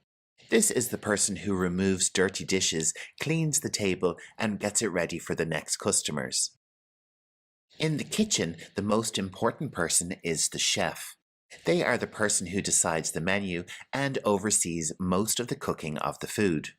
Another term for chef is cook. A chef is someone who is typically trained in a college or university, while a cook is someone who is seen as being trained on the job. Let's move right along to the seating arrangements, and of course we have the table and chair. If you have a little one with you, you may need to get a booster seat or a high chair. And on your table, you'll typically have a plate, and you'll eat your food with a fork, knife, and spoon. And you'll typically find a napkin on the table as well. For bread and side dishes, you will have a side plate. What else can we have on the dinner table? Wine is served in a wine glass, and there is a distinction between a red wine glass and a white wine glass. Other beverages like sodas and water are served in a glass. To be more specific, you could refer to it as a drinking glass. And some places, like a fast food restaurant or a cafe, will offer their beverages in a cup. When it comes to coffee, your coffee may be served in a particular cup called a coffee cup. And for tea, we have the same principle, a teacup. Tea will often be served in restaurants in a teapot. Another thing which is essential in restaurants is condiments. These are the sauces that we add to our food. They include ketchup, mayonnaise, oil, and vinegar. And we can't forget the other two condiments which usually come as a pair, salt and pepper. So it's about time we got to the subject of food. Food is served as a course in a restaurant. A course may include multiple dishes or only one, and often includes items with some variety of flavors. A course can also be referred to as a plate or a portion. All of these words are used in lots of different ways in different restaurants. You could have a pasta course, a salad plate, or a portion of fries, depending on which restaurant you're in. Some restaurants will offer something as a slice, like a slice of pizza or a slice of cake. Let's get back to this term of course though. In a more formal restaurant, you may have a first course. In American English, this is referred to as an appetizer, and in British English, it is referred to as a starter. And this is usually a small dish, like a salad or a soup. After the first course, you typically have a main course. This may also be referred to as the main dish. In most restaurants, this would be the meat course. You would typically have beef, chicken, pork, or some other type of meat. After the main course, it's time for something sweet with the dessert course, where you can pick your favorite dessert. Some restaurants will have a dessert menu. When you have a starter, a main course, and a dessert, this is known as a three-course meal. Some restaurants will have additional courses, like a soup course. This can be typically served after an appetizer and usually comes with bread. And for eating soup, you need a soup spoon. At your restaurant of choice, there may also be a salad course. Depending on the style of restaurant you go to, they may have a salad bar where you serve yourself your own salad. Another course which is more common in Mediterranean countries is a fish course. Lots of restaurants will offer a fish of the day. Any type of fish sold in a restaurant is known as seafood, and we also have the term of shellfish. This covers animals like crab, lobster, and shrimp. Other meals offered at a restaurant include breakfast, and breakfast can include meals which are sweet or savory. After breakfast, we have a meal which is a combination of breakfast and lunch, brunch. Brunch is a popular weekend meal you can have with your friends and family. And lots of restaurants will offer a lunch menu where you can have soup and a sandwich or grab a quick salad. In the evening, a restaurant will offer dinner, and in some places, a dinner may be referred to as supper. When you've reached the end of your meal, it's time to ask for the bill. This will give you the total cost of your meal and indicate that you want to give payment for it. Most restaurants will take payment of cash or credit or debit card, but it's good to check beforehand just in case. And depending on the country and culture you're in, you may need to leave a tip for your server. Some restaurants will let you take your leftover food home in a doggy bag. If this is something that you want, you can ask for the food to go. Any good restaurant will wrap up the food and let you take it home with you to enjoy later.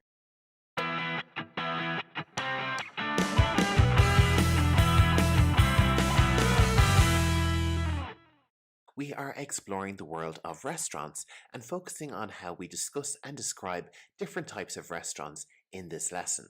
You will find lots of really useful English words and terms here. So without further ado, let's jump straight into our lesson and discuss different types of restaurants. First up, we have fine dining. With fine dining, there is a rating system known as the Michelin star. If a restaurant has a Michelin star, it is very well thought of and probably very expensive. With these restaurants, it's important to note that there is generally a dress code. This means that you can't wear casual clothes and that you must dress up and wear nice formal wear. Fine dining restaurants can be described as upscale and expensive. And it's common with these types of restaurants to have several courses. Your entire experience in a fine dining restaurant should be filled with elegance, and you should feel a level of exclusivity. Have you ever been to a fine dining restaurant? Let me know about your experience in the comments below. Our next type of restaurant is casual dining. This type of restaurant has a relaxed atmosphere, and they're a bit better for your pocket, being more moderately priced. A lot of casual dining restaurants will have interesting decor. And like most restaurants, customers are served at the table. And this is done by a server or a waiter. Our next type of restaurant is a fast food restaurant. A lot of fast food restaurants operate as a franchise business, and they are known for their cheap prices, as well as the speed of service. You'll get your food really quickly. Food is ordered at the counter and delivered at the counter. A lot of fast food restaurants now offer self-service. And once a customer has gotten their food, they seat themselves. You can also collect fast food at the drive-through. This term is sometimes shortened, especially in American English, to through th or u. You can see this on screen. Our next type of restaurant is probably my favorite, the buffet. Buffet is a French word in origin, so we do not pronounce the T. Buffet. Buffets generally have a fixed price and are considered all you can eat.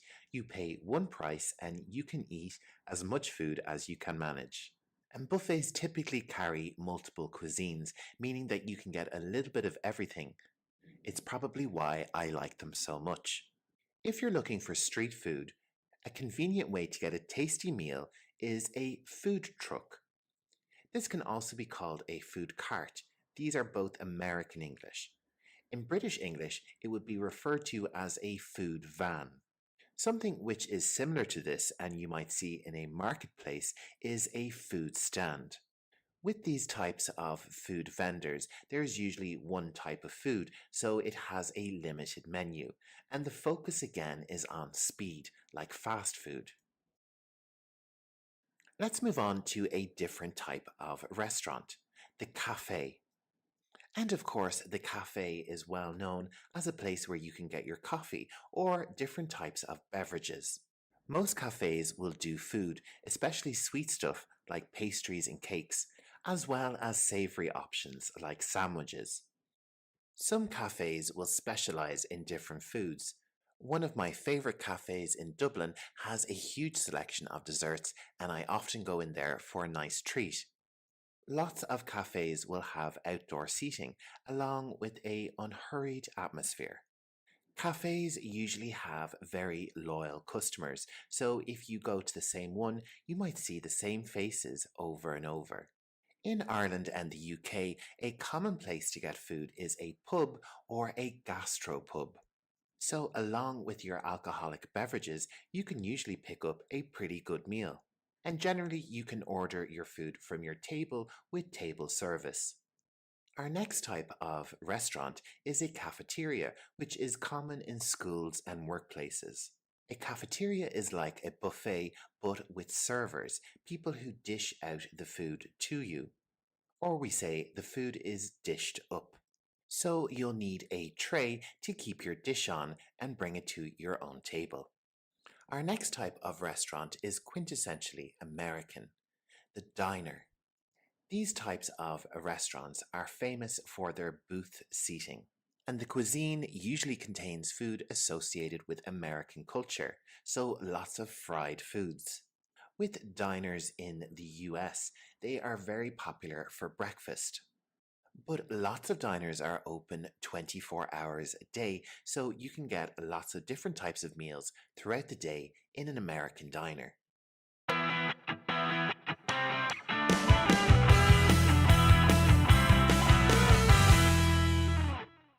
In this lesson, we'll be exploring English words relating to lots of different places in the city. Get ready to learn over 50 new terms with differences highlighted between American and British English.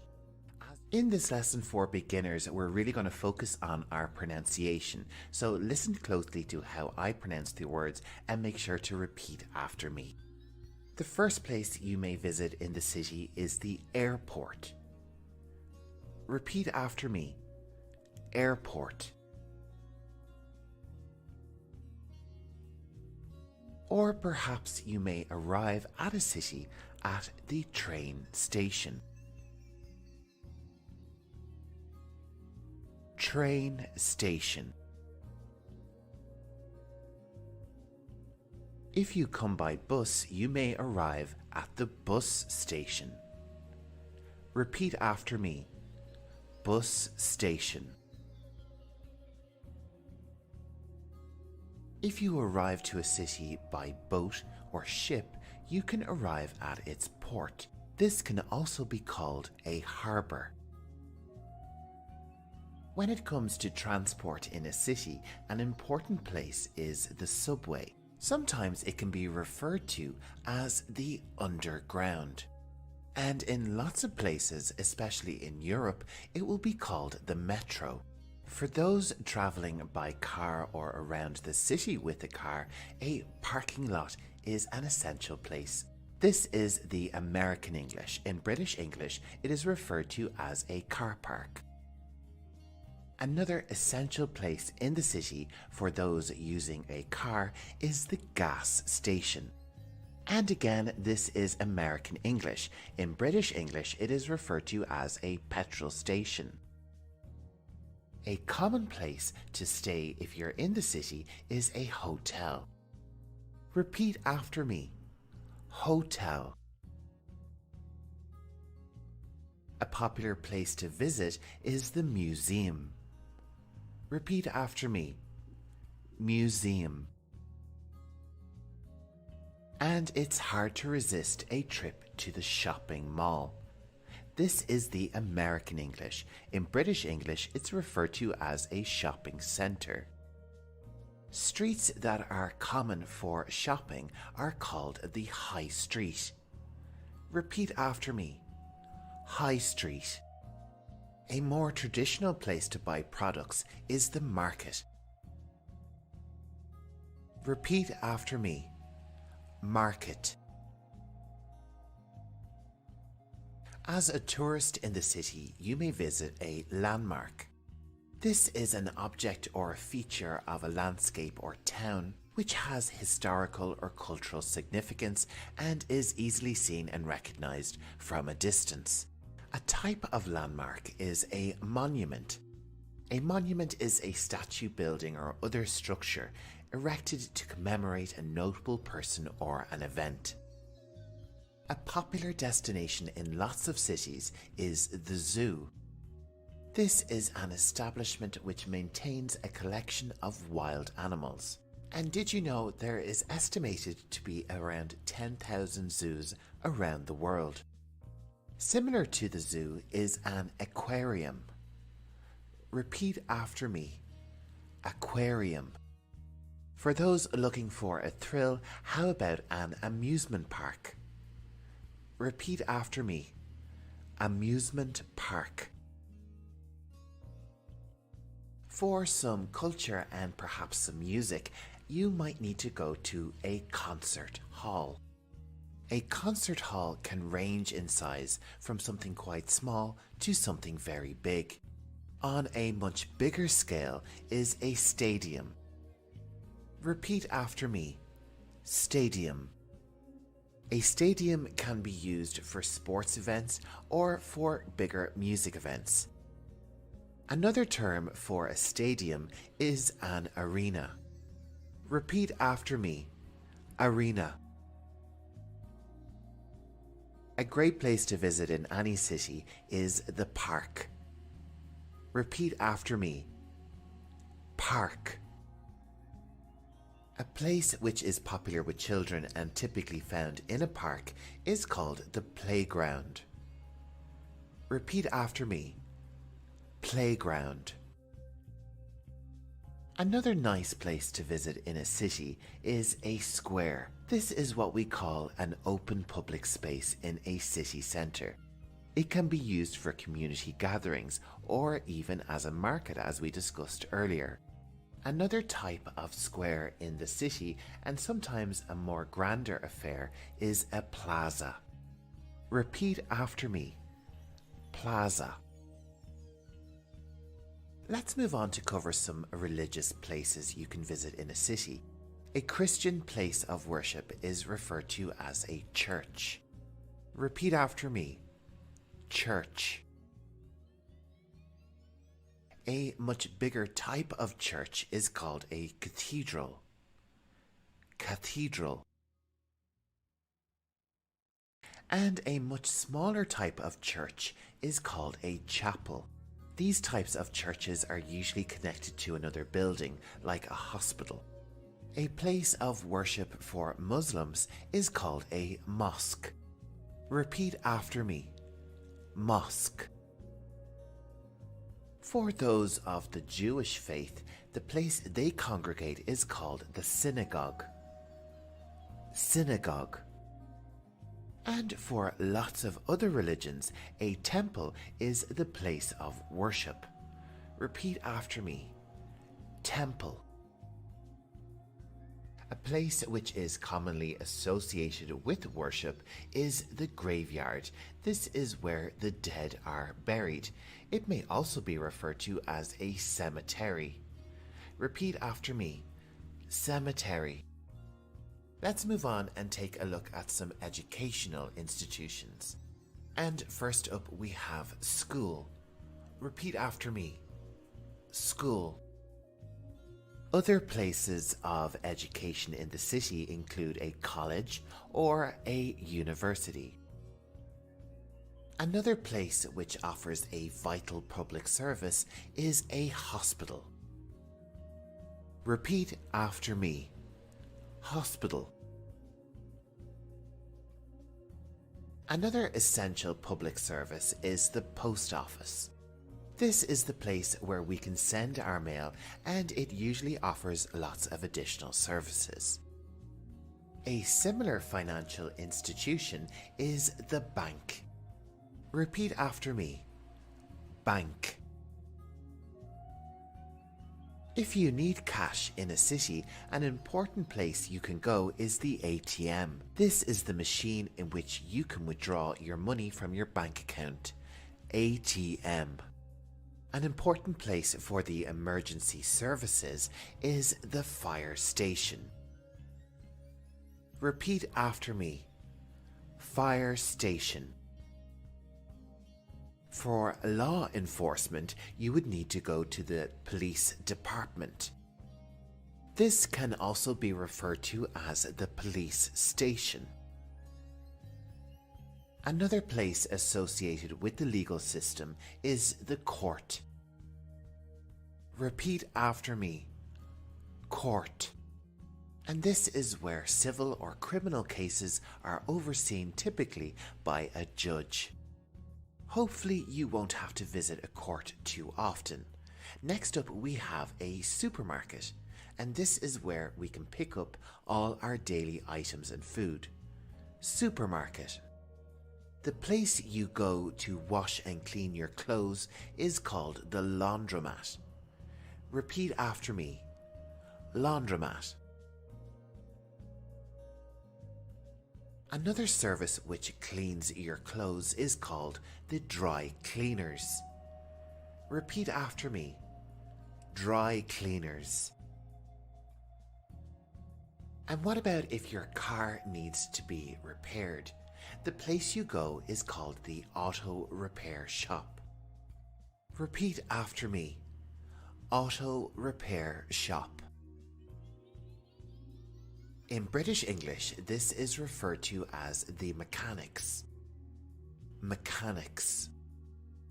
For local residents who like to read, a library is an essential service. Repeat after me. Library. And for those who enjoy film, the movie theatre is a fantastic place to go. Movie theatre. This can also be referred to as the cinema. Repeat after me. Cinema. If you have the urge to get fit and exercise, the gym is the place for you. Repeat after me. Gym. Let's move on. A place where governance and democracy is at work is the City Hall. Repeat after me. City Hall. If your city is a capital city, it may have some government buildings. This term covers lots of different types of government buildings, from the Parliament to different types of ministries and civil service offices. And now it's time for two very undesirable places in a city which you would not want to go. First up, we have the dump. Dump. And this is where all the garbage and trash from a city goes. And our last location in our lesson is a prison. This is where inmates and criminals are incarcerated under the legal system. prison.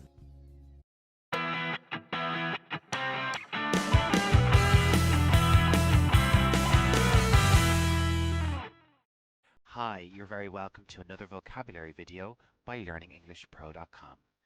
This video will focus on vocabulary related to lots of kinds of transport. Make sure to subscribe. Now sit back, relax, and repeat after me. Bus,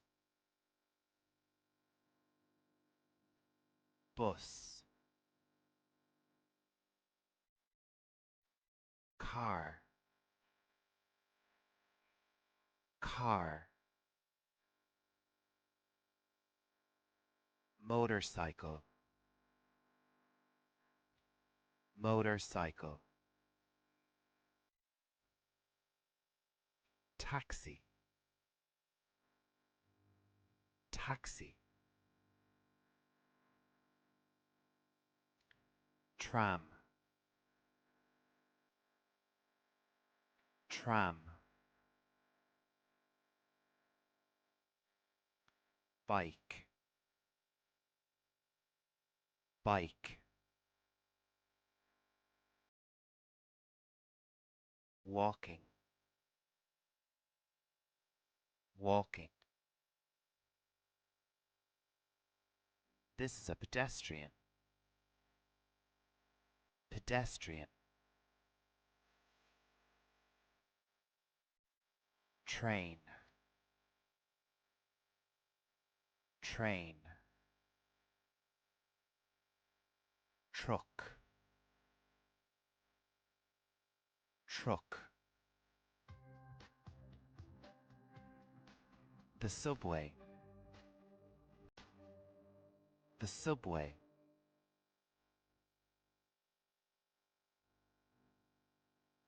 Helicopter, helicopter. Aeroplane, aeroplane. Hot air balloon, hot air balloon. Drone, drone. Airship, airship.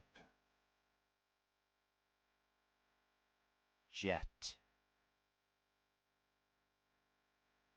jet.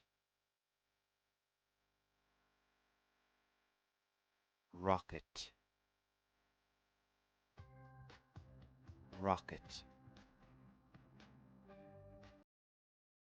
Space shuttle, space shuttle.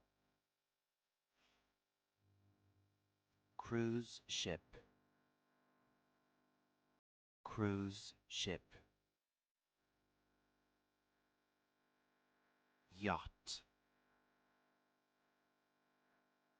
yacht. Ferry, ferry. Jet ski, jet ski. Rowing boat, rowing boat. Gondola, gondola. Submarine, submarine. Hovercraft, hovercraft. Horse riding, horse riding. Tank, tank.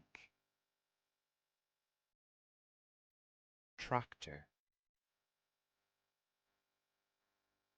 tractor.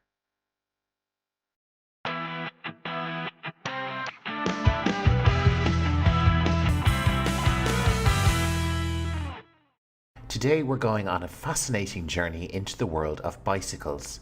Whether you're a bike enthusiast or just starting your English learning journey, this lesson will equip you with useful words and knowledge. The complete word list and definitions for everything featured in this video are included in the description below, so make sure to check those out after the video. First up, we have the handlebars. Handlebars are the steering control of the bicycle. You grip them to direct the bike's movement and change direction while riding. Handlebars. The frame is the main structure of the bicycle, providing support and stability. It connects all the components and determines the bike's overall shape and size. Frame. The saddle, also known as the seat, is where you sit while riding a bicycle. A comfortable saddle ensures an enjoyable and pain-free biking experience. Saddle. Pedals are the foot-operated components of a bicycle. You place your feet on them to power the bike by pushing down and lifting alternately. Pedals.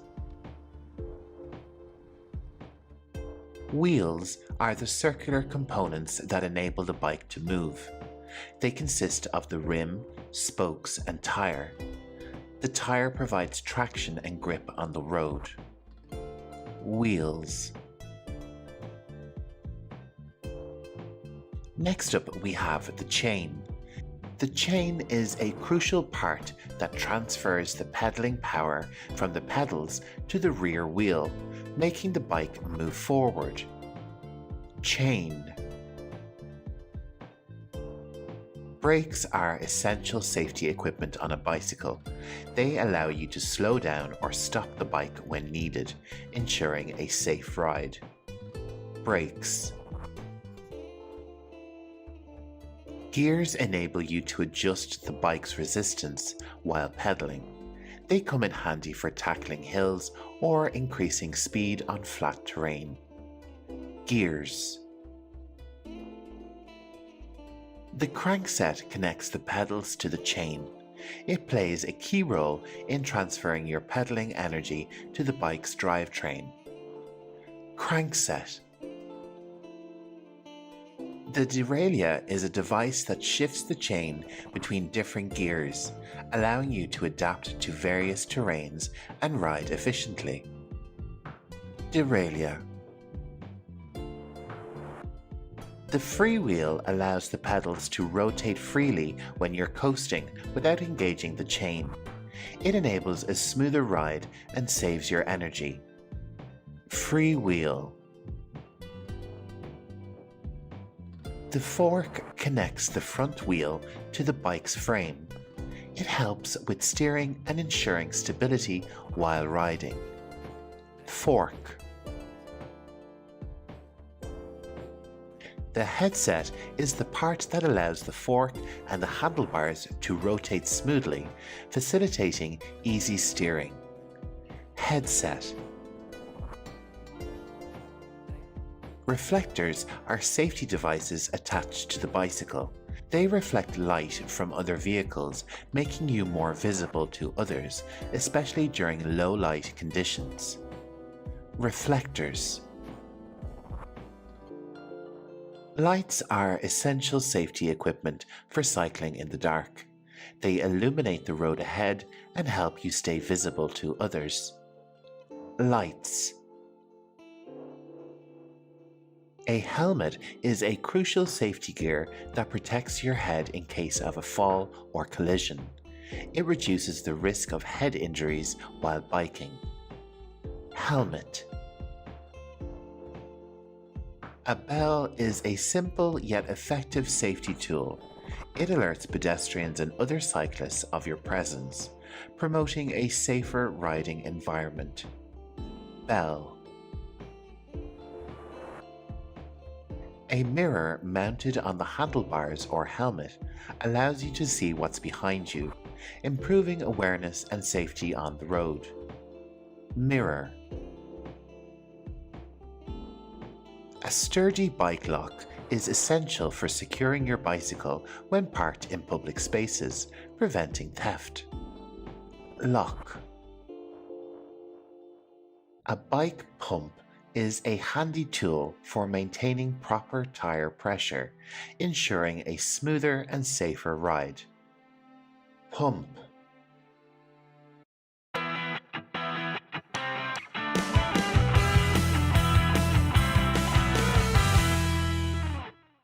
Today we're delving into the dynamic field of emergency medicine.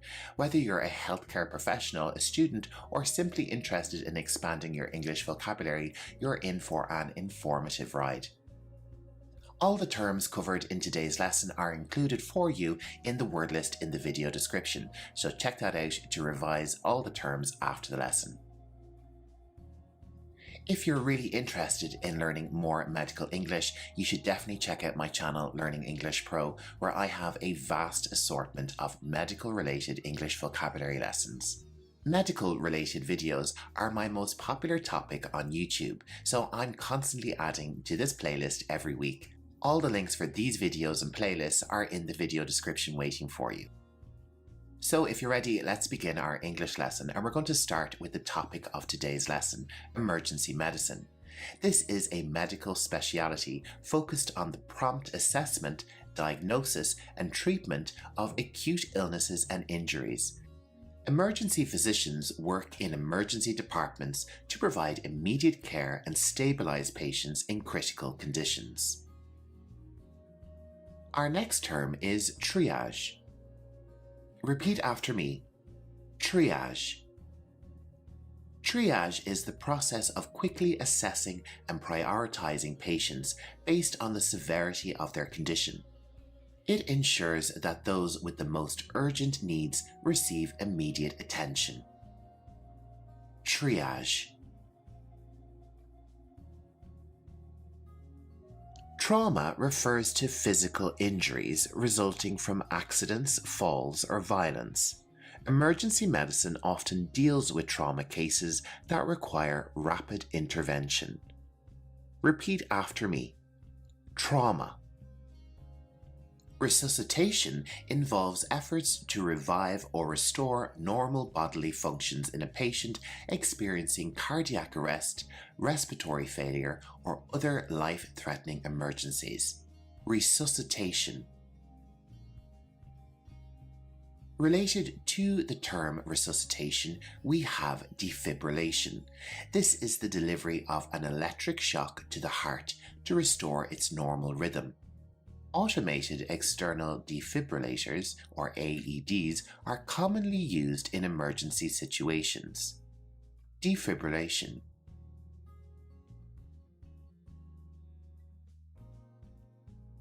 We also have cardiopulmonary resuscitation, often called CPR. This is a life-saving technique that combines chest compressions and rescue breaths to maintain blood circulation and oxygenation in a person whose heart has stopped. Intubation involves inserting a tube into the airway to assist or secure the passage of air into the lungs.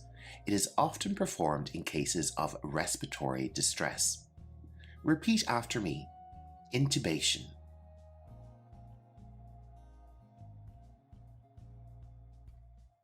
Our next term is epinephrine. Repeat after me. Epinephrine. This can also be known as adrenaline. It is a hormone and medication used in emergency situations to treat severe allergic reactions, also known as anaphylaxis, and cardiac arrest. Let's try it one more time. Epinephrine. Intravenous therapy, or IV therapy for short, involves giving fluids, medications, or blood products directly into a patient's veins, ensuring rapid absorption in emergency situations. So we have intravenous therapy, or the abbreviation is IV therapy. In the context of emergency medicine, shock is a life-threatening condition where insufficient blood flow to vital organs leads to cellular and organ dysfunction. Prompt intervention is crucial to prevent further complications. Shock. Our next term is hemorrhage. A hemorrhage is excessive bleeding, and controlling it is a critical aspect of emergency medical care. Techniques like direct pressure and tourniquets may be used. Repeat after me. Hemorrhage. A fracture is a break or crack in a bone. Emergency medicine addresses fractures with assessments, immobilization, and referral to specialized care. Fracture.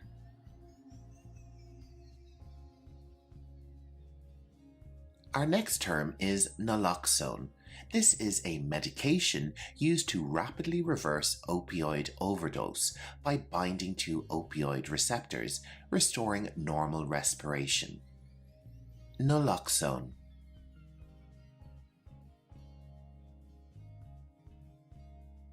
Let's move on to seizure. A seizure is a sudden, uncontrolled electrical disturbance in the brain. A seizure can sometimes be referred to as a fit. This condition is supported with emergency medicine with medications and supportive care. Seizure. Decontamination involves the removal or neutralization of harmful substances from a person. This is often necessary in cases of chemical exposure or contamination. Decontamination.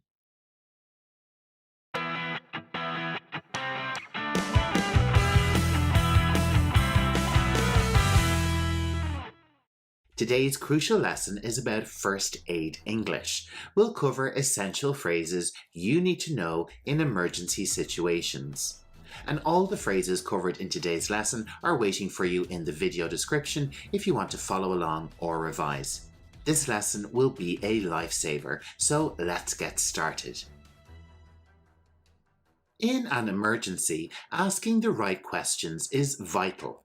Here are some key phrases. Are you okay? Where does it hurt? Can you breathe normally? Practicing these questions can help you assess the situation quickly and efficiently. Next, let's learn how to offer help. Being able to communicate effectively in these moments is crucial. I know first aid. Can I help? Stay calm. Help is on the way. Keep the wound clean and covered. These phrases are essential for providing immediate assistance and reassurance. Sometimes you may need to seek help from others. Here's phrases for what you could say.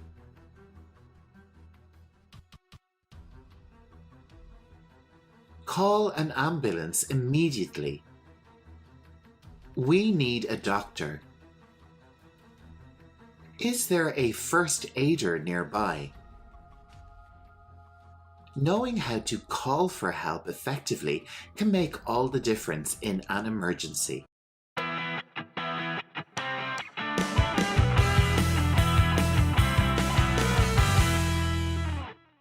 Today we're diving into essential English phrases you might need in a hospital setting. Whether you're traveling, working, or just expanding your vocabulary, this lesson is for you. All the phrases covered in today's lesson are waiting for you in the video description if you want to revise or follow along. Also in the video description is the link to my playlist on medical English, full of lots and lots of useful lessons. So let's get started. First, let's cover greetings and basic questions. In a hospital, you might need to ask for help or directions. Someone might ask you, "How can I help you?" We could respond, Hello, I am looking for the emergency department.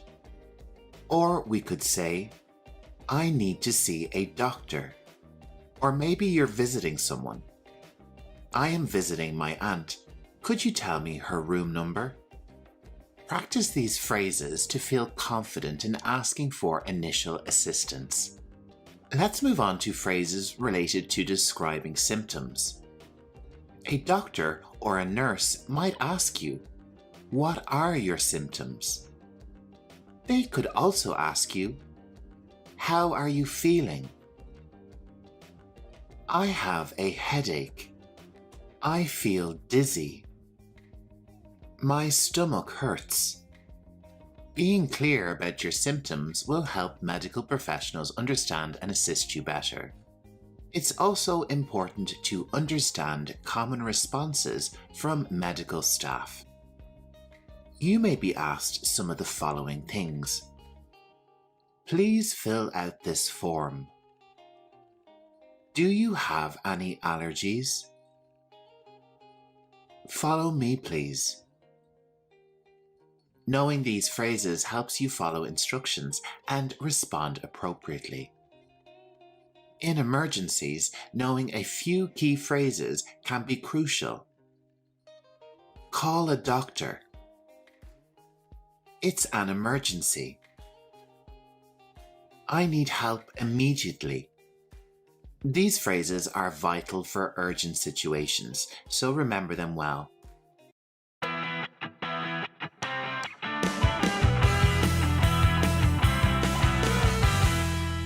Today we're delving into the world of over-the-counter medications, those readily available without a prescription.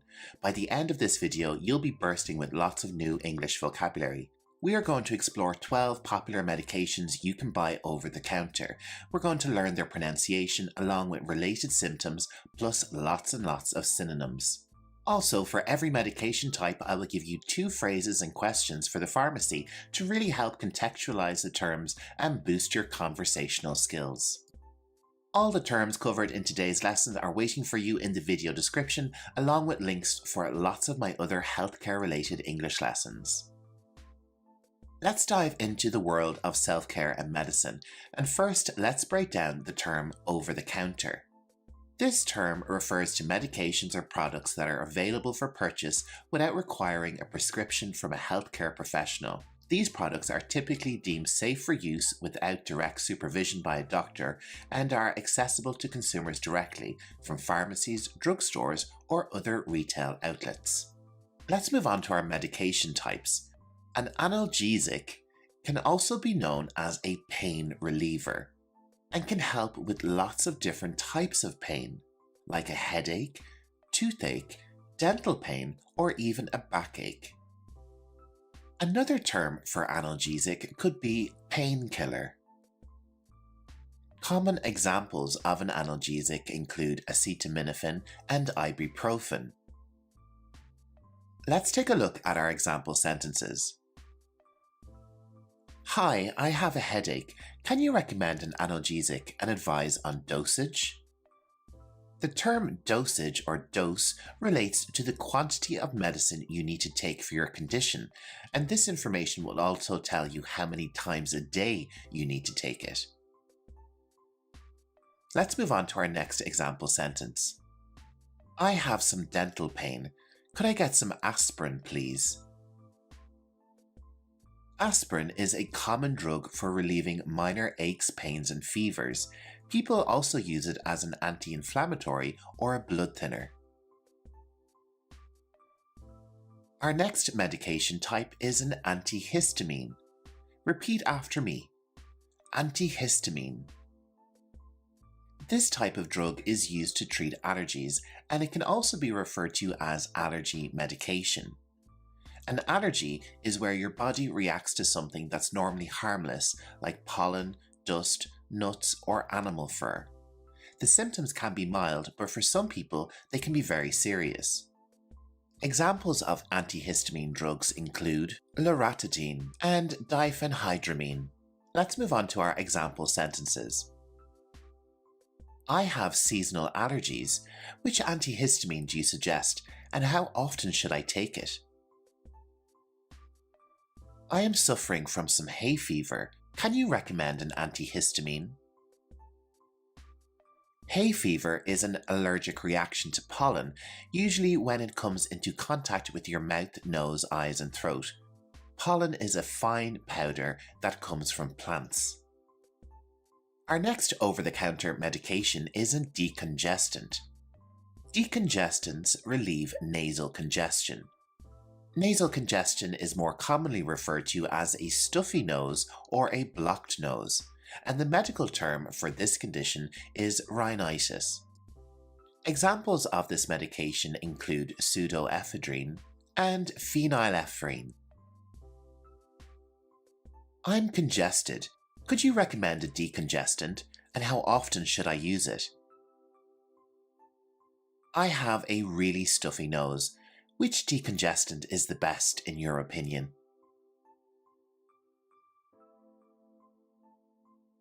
An expectorant helps loosen mucus. A more common term for an expectorant is cough medicine or cough syrup. This medicine helps with a condition known as a chest infection. And mucus is the slippery green substance that can cause congestion in our lungs when we're sick. It can also be referred to as phlegm.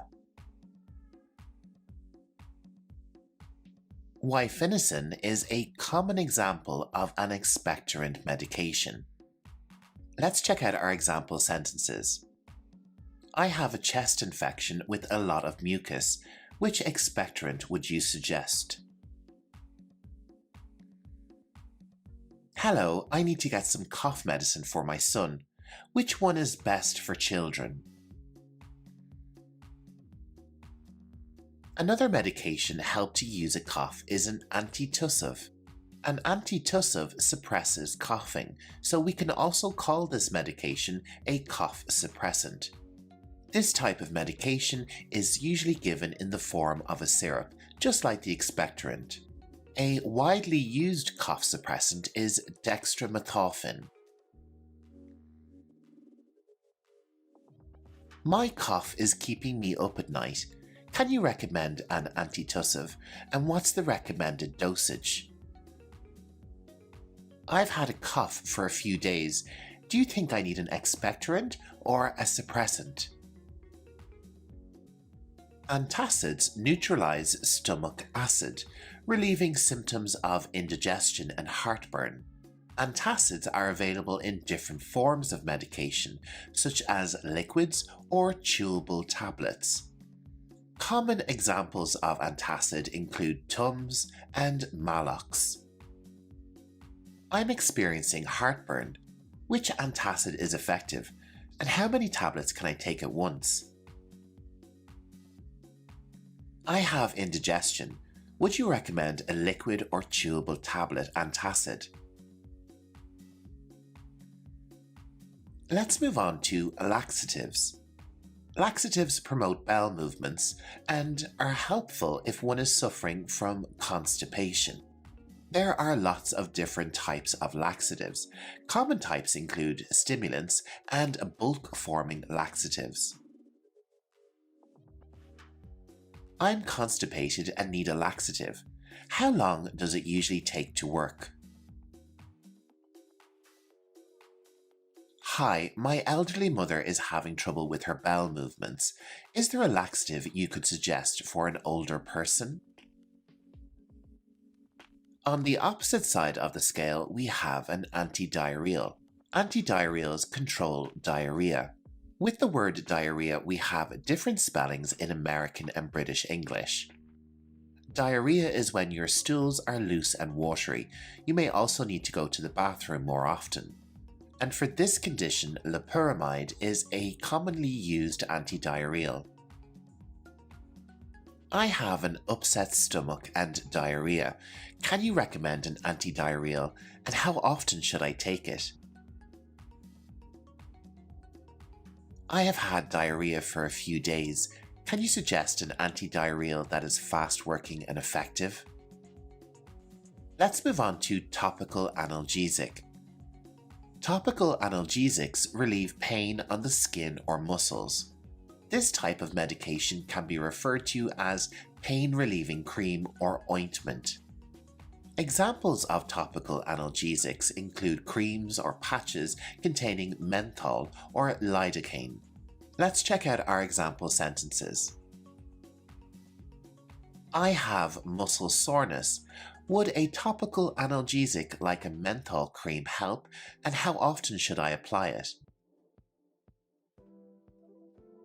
I have some muscle pain in my thigh. Could I have a skin patch with an analgesic? Our next over-the-counter medication is an antifungal. Antifungals treat fungal infections, such as athlete's foots or rashes of a similar type.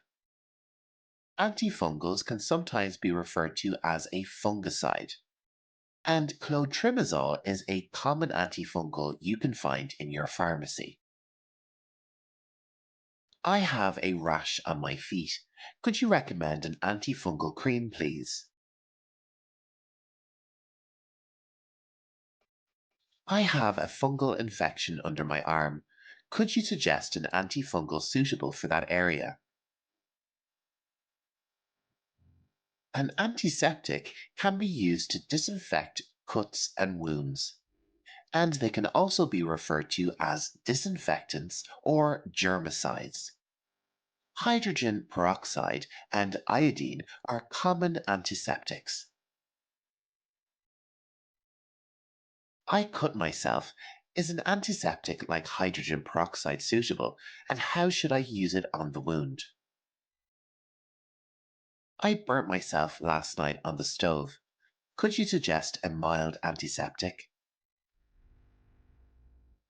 Our 12th and final medication type is motion sickness medication. These medications help prevent and relieve motion sickness. Motion sickness is having symptoms such as dizziness, nausea, and vomiting while traveling. Common options for motion sickness medication include dimenhydrinate and mescalzine. Can you recommend a motion sickness medication, and when should I take it before traveling? I get very sick when I'm a passenger in the car. Which medication is best for motion sickness?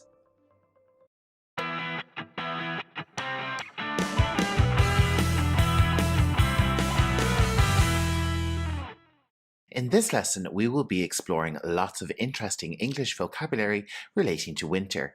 In fact, you'll find lots of really interesting English words. There's a lot of vocabulary to cover, so I'm going to break it down into 3 different categories: weather, clothing, and cultural aspects of winter. So let's jump right in with our first category, which is winter weather. The main characteristic of winter weather is that it is cold. But there are lots of other words that we can use to describe the cold. Of course, we can say something simple, like it's really cold, but there are other words. We could say it is bitterly cold, or that the temperature is a bit nippy. We could also say that the temperature is quite chilly. The cold can also be described as biting. This would be a cold that you would feel quite strongly. And when it's really cold, you can get frost outside. This is the icy layer that covers everything, like grass and plants and cars. And of course, during winter, there's plenty of ice around as well. Ice covers lakes and roads and can make conditions quite dangerous. When there is ice outside in the environment, we simply say that it is icy outside. Let's take a look at some of the other words we can use to describe an icy environment. And we can also use words like frozen or frosty or freezing to describe an icy atmosphere. And another term we can use is slippery. We would say that the sidewalks, paths, or roads are slippery, meaning that it's possible to fall or have an accident outside. Another aspect of winter weather is hail. Hail are pellets of frozen rain which fall in showers. And an individual piece of hail is known as a hailstone. No winter video would be complete without referencing snow. And while not everywhere will experience snow during winter, we have plenty of words to describe this weather event. When it snows, we can call the conditions snowy. And the fall of snow has its own word, snowfall. Sometimes you'll hear weathermen referring to a heavy snowfall or a light snowfall. And an individual piece of snow is known as a snowflake. If snow falls very heavily along with a strong wind, it can be known as a snowstorm. Our next term is sleet. Sleet is a mixture of rain and snow. It can be referred to as wet snow, or you'll hear someone say that the snow is very wet. We use the term melt to describe when the snow starts to disappear. When the liquid from snow mixes with dirt, we call this mixture slush. It's typically quite brown and very dirty looking. With all this cold weather, it's very vital to wear the correct clothing and use the right fabrics in wintertime. It's all about staying warm, and the first item we'll take a look at is a hat. And a cap is a popular type of hat to wear in winter to keep your head warm. And with all those wet conditions, you need to protect your feet. That's why a pair of boots are very, very essential. And in very wet weather, you may need a pair of rubber boots. That's what they're called in American English. And in British English, they're known as wellies. An important piece of clothing to keep your upper body warm is a good coat. A shorter version of a coat is known as a jacket. You will commonly hear people referring to their winter coat or their winter jacket. A piece of clothing which is commonly worn when it's snowy are the earmuffs. These are great to keep your ears warm when it snows, and they're available for children and adults. A common material used in winter fabrics is fleece. This warm, fluffy material can be found in lots of different types of blankets. And when it comes to blankets at wintertime, there are lots of different options. A warm blanket that you use on your bed is known as a comforter in American English. Another type of blanket found in American culture is the quilt. This bed covering is made of different layers of fabric and kept in place with lines of stitching. A blanket which is filled with feathers and commonly found in European countries is the duvet. This is a French term, so we don't pronounce the T here. Duvet. Getting back to clothing, our next term is gloves. These are really essential for keeping your hands warm. Another type of glove which you'll find in wintertime are mittens. These are gloves with two sections, one for your thumb and the other for all four fingers. Our next term is British English, the jumper. And of course, this is a garment you wear on your upper body, and it typically has long sleeves and you put it on over your head. In American English, it is known as a sweater. A sweater which is very common in the wintertime is the turtleneck. This is an American term for a sweater with a high collar. In British English, it is known as a polo neck. Something which a lot of the items of clothing we've discussed have in common is that they are made of wool. This is the fabric that we get from a goat or a sheep or a similar animal. Items of clothing made from wool can be described as woolen or as knitwear. My favorite piece of knitwear at wintertime is the scarf. This is a piece of fabric which we wear around our necks and on our chest to keep us warm. And to keep your feet nice and toasty, you'll need a very good pair of socks. And for around the house, you can get a good pair of slippers. They are really useful, particularly when it's very, very cold. Our final piece of clothing before moving on to our next category is the hoodie. A hoodie is a sports top, and the most important aspect is that it has a hood. This is the part that goes over your head. And lots of jackets and coats will also have a hood to protect you on a rainy or stormy day. Our final category is where we will take a look at how winter affects our culture and language, as well as different items we associate with wintertime. In the Northern Hemisphere, the season of winter covers the months of December, January, and February, while in the Southern Hemisphere, it covers the months of June, July, and August. The season of winter can also be known as wintertime. In nature, evergreen trees such as the spruce or fir are some of the trees which maintain their green color and are associated with winter culture. We call these types of trees evergreen trees. Also in nature, plenty of animals such as bears and bats go through a process called hibernation. This is where the animal goes into a dormant state during the winter time. And with the changing position of the sun, nighttime hours grow longer. And most countries around the world change clocks. This is done in wintertime to add additional hours of daylight during the working day. Lots of our winter vocabulary focuses on cold weather and keeping warm. So it's no surprise that fire has lots of associations with winter. And a domestic fire can take place in the fireplace. The fireplace can usually be found in a living room area or in a kitchen. And we use firewood or coal as fuel for a fire. The smoke from a fire will emerge from a chimney, and a chimney can usually be found on the roof of a house. If you don't have a fireplace, you might have a heating system.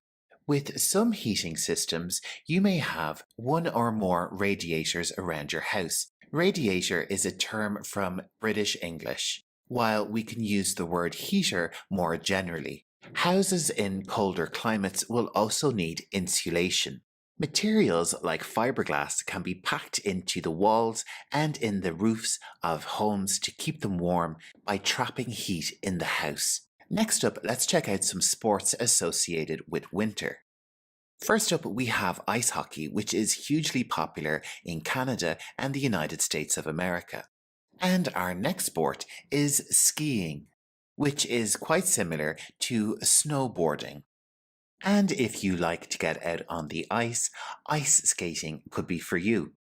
A huge aspect of culture at wintertime is, of course, Christmas and the mythological character of Santa Claus. In fact, there's so much vocabulary relating to Christmas and the holiday season that I've given it its own playlist. The link for this huge playlist is on screen right now, and I've also linked all the videos in the description below. So make sure to check those out to really boost your Christmas English vocabulary. Other important religious and cultural celebrations held in wintertime include Hanukkah, the winter solstice, Kwanzaa, Chinese horoscopes, and the Three Kings Day. Another big moment for celebration is New Year's Eve on December 31st. And of course, we have to mention St. Valentine's Day, a day celebrating love of all types held on February the 14th. Let's move on to some useful items you can use in wintertime, like the sledge. A sledge is a simple vehicle on runners which can convey passengers over snow and ice, and it looks like a lot of fun as well. Another handy item to have at hand is the snow shovel. In snowy climates, you'll often see people use their snow shovel to clear their driveway. And our final item is the umbrella. It mightn't be too great when it snows, but for all the rain that can occur in wintertime, it's definitely an essential item.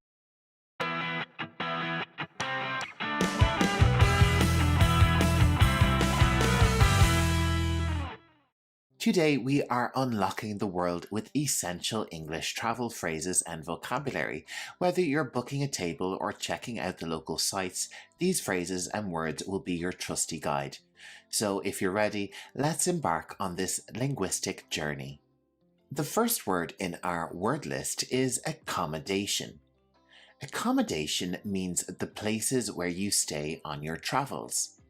Accommodation can include hotels, a hostel, staying with family or friends, or even camping. Someone might ask you, "Where are you staying?" or "Do you have accommodation?" And we can say, "I have accommodation in a local hotel." Or we could say, "I am staying in the Blue Moon Hostel in the city centre." Let's move on to our next term, which is itinerary. Repeat after me, itinerary. An itinerary is your travel plan, including destinations and activities. Synonyms for itinerary include travel plans or travel arrangements. Someone might ask you, what are your plans for your trip to Berlin? Or someone might ask you, what is on your itinerary for your weekend in Berlin? We could reply with, our itinerary includes a trip to the Brandenburg Gate. Or we could say, we are planning an itinerary which includes several historic sites. Are you ready for another English term? It's a really important one when you're traveling. Reservation. Repeat after me. Reservation. A reservation is a booking for a service such as a hotel room, a restaurant table, or perhaps a tour. Let's check out some synonyms for this word. They include booking, appointment, or arrangement. You could be asked, do you have a reservation? Or have you made a reservation? You may ask, do I need a reservation? Or can I make a reservation? We can also say things like, I have a reservation for 8 o'clock under the name Jones. Or how about, I would like to make a reservation for tomorrow night for 6 people. Money is an important topic when we travel, and our next term is currency. Currency means the type of money used in a particular country or region. Let's use this term in a few sentences. I need to change my money to the local currency. What currency do they use in Spain? What is the exchange rate on Turkish currency at the moment? Let's move on to our 5th term. We're halfway through, and it is fare. This word relates to the fee paid for a journey on public transportation. And to confuse you a little, it has the same pronunciation as the adjective or adverb fare. However, the spelling is slightly different. When we use the word fare, it is typically coupled with the form of transport used, like bus fare, plane fare, train fare, or taxi fare. Let's check out our example phrases. How much is the plane fare to Mumbai? The train fare from London to Manchester is very expensive. Can you tell me the fare for the bus to the airport? Immigration. Repeat after me. Immigration. This is the place at the airport where officials check your passport and visa. What documents do I need to show at immigration if I'm visiting as a tourist? How long does immigration usually take to go through in LAX? Our 7th term is luggage. Repeat after me. Luggage. The term luggage relates to bags and suitcases packed with personal belongings for travel. A common synonym of luggage is baggage. Let's take a look at our phrases. What is the weight limit on luggage for this flight? My luggage consists of 2 suitcases and a small bag. You might be asked, do you have any luggage? How many pieces of luggage are you bringing on your trip? Our next term can be the very purpose of some vacations. Tourist attraction. Tourist attraction. And this is simply a place of interest where tourists visit, typically for its cultural value, historical significance, natural or built beauty.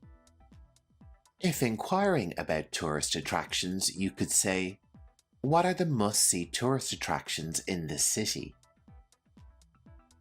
Can you recommend a tourist attraction that is good for kids? Or maybe you want to suggest a place for someone to visit. You could say, Christchurch in Dublin is a popular tourist attraction. And if you want lots of suggestions for a place you're visiting, why not get a guidebook?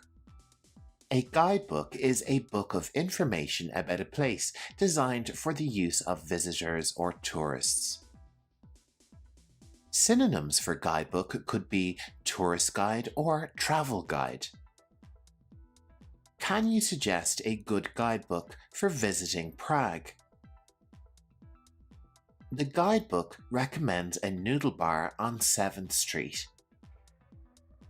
Let's move on to our final term for this lesson, which is customs. Repeat after me, customs. Customs is the place at an airport or country's border where travellers' luggage is examined for prohibited or taxable goods. Do I need to declare at customs if I'm bringing food or electronics?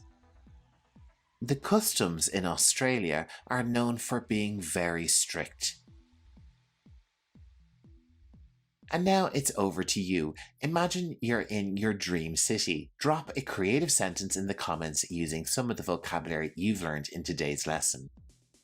And great job today, you've really boosted your English vocabulary on the topic of travelling. You're now better prepared to navigate your travels with confidence. If you found this lesson informative, make sure to subscribe to Learning English Pro. Keep learning and exploring with Learning English Pro. Check out the additional videos I have on lessons relating to travel. That's all for today, folks. Thanks for joining me. And remember, keep learning English like a pro.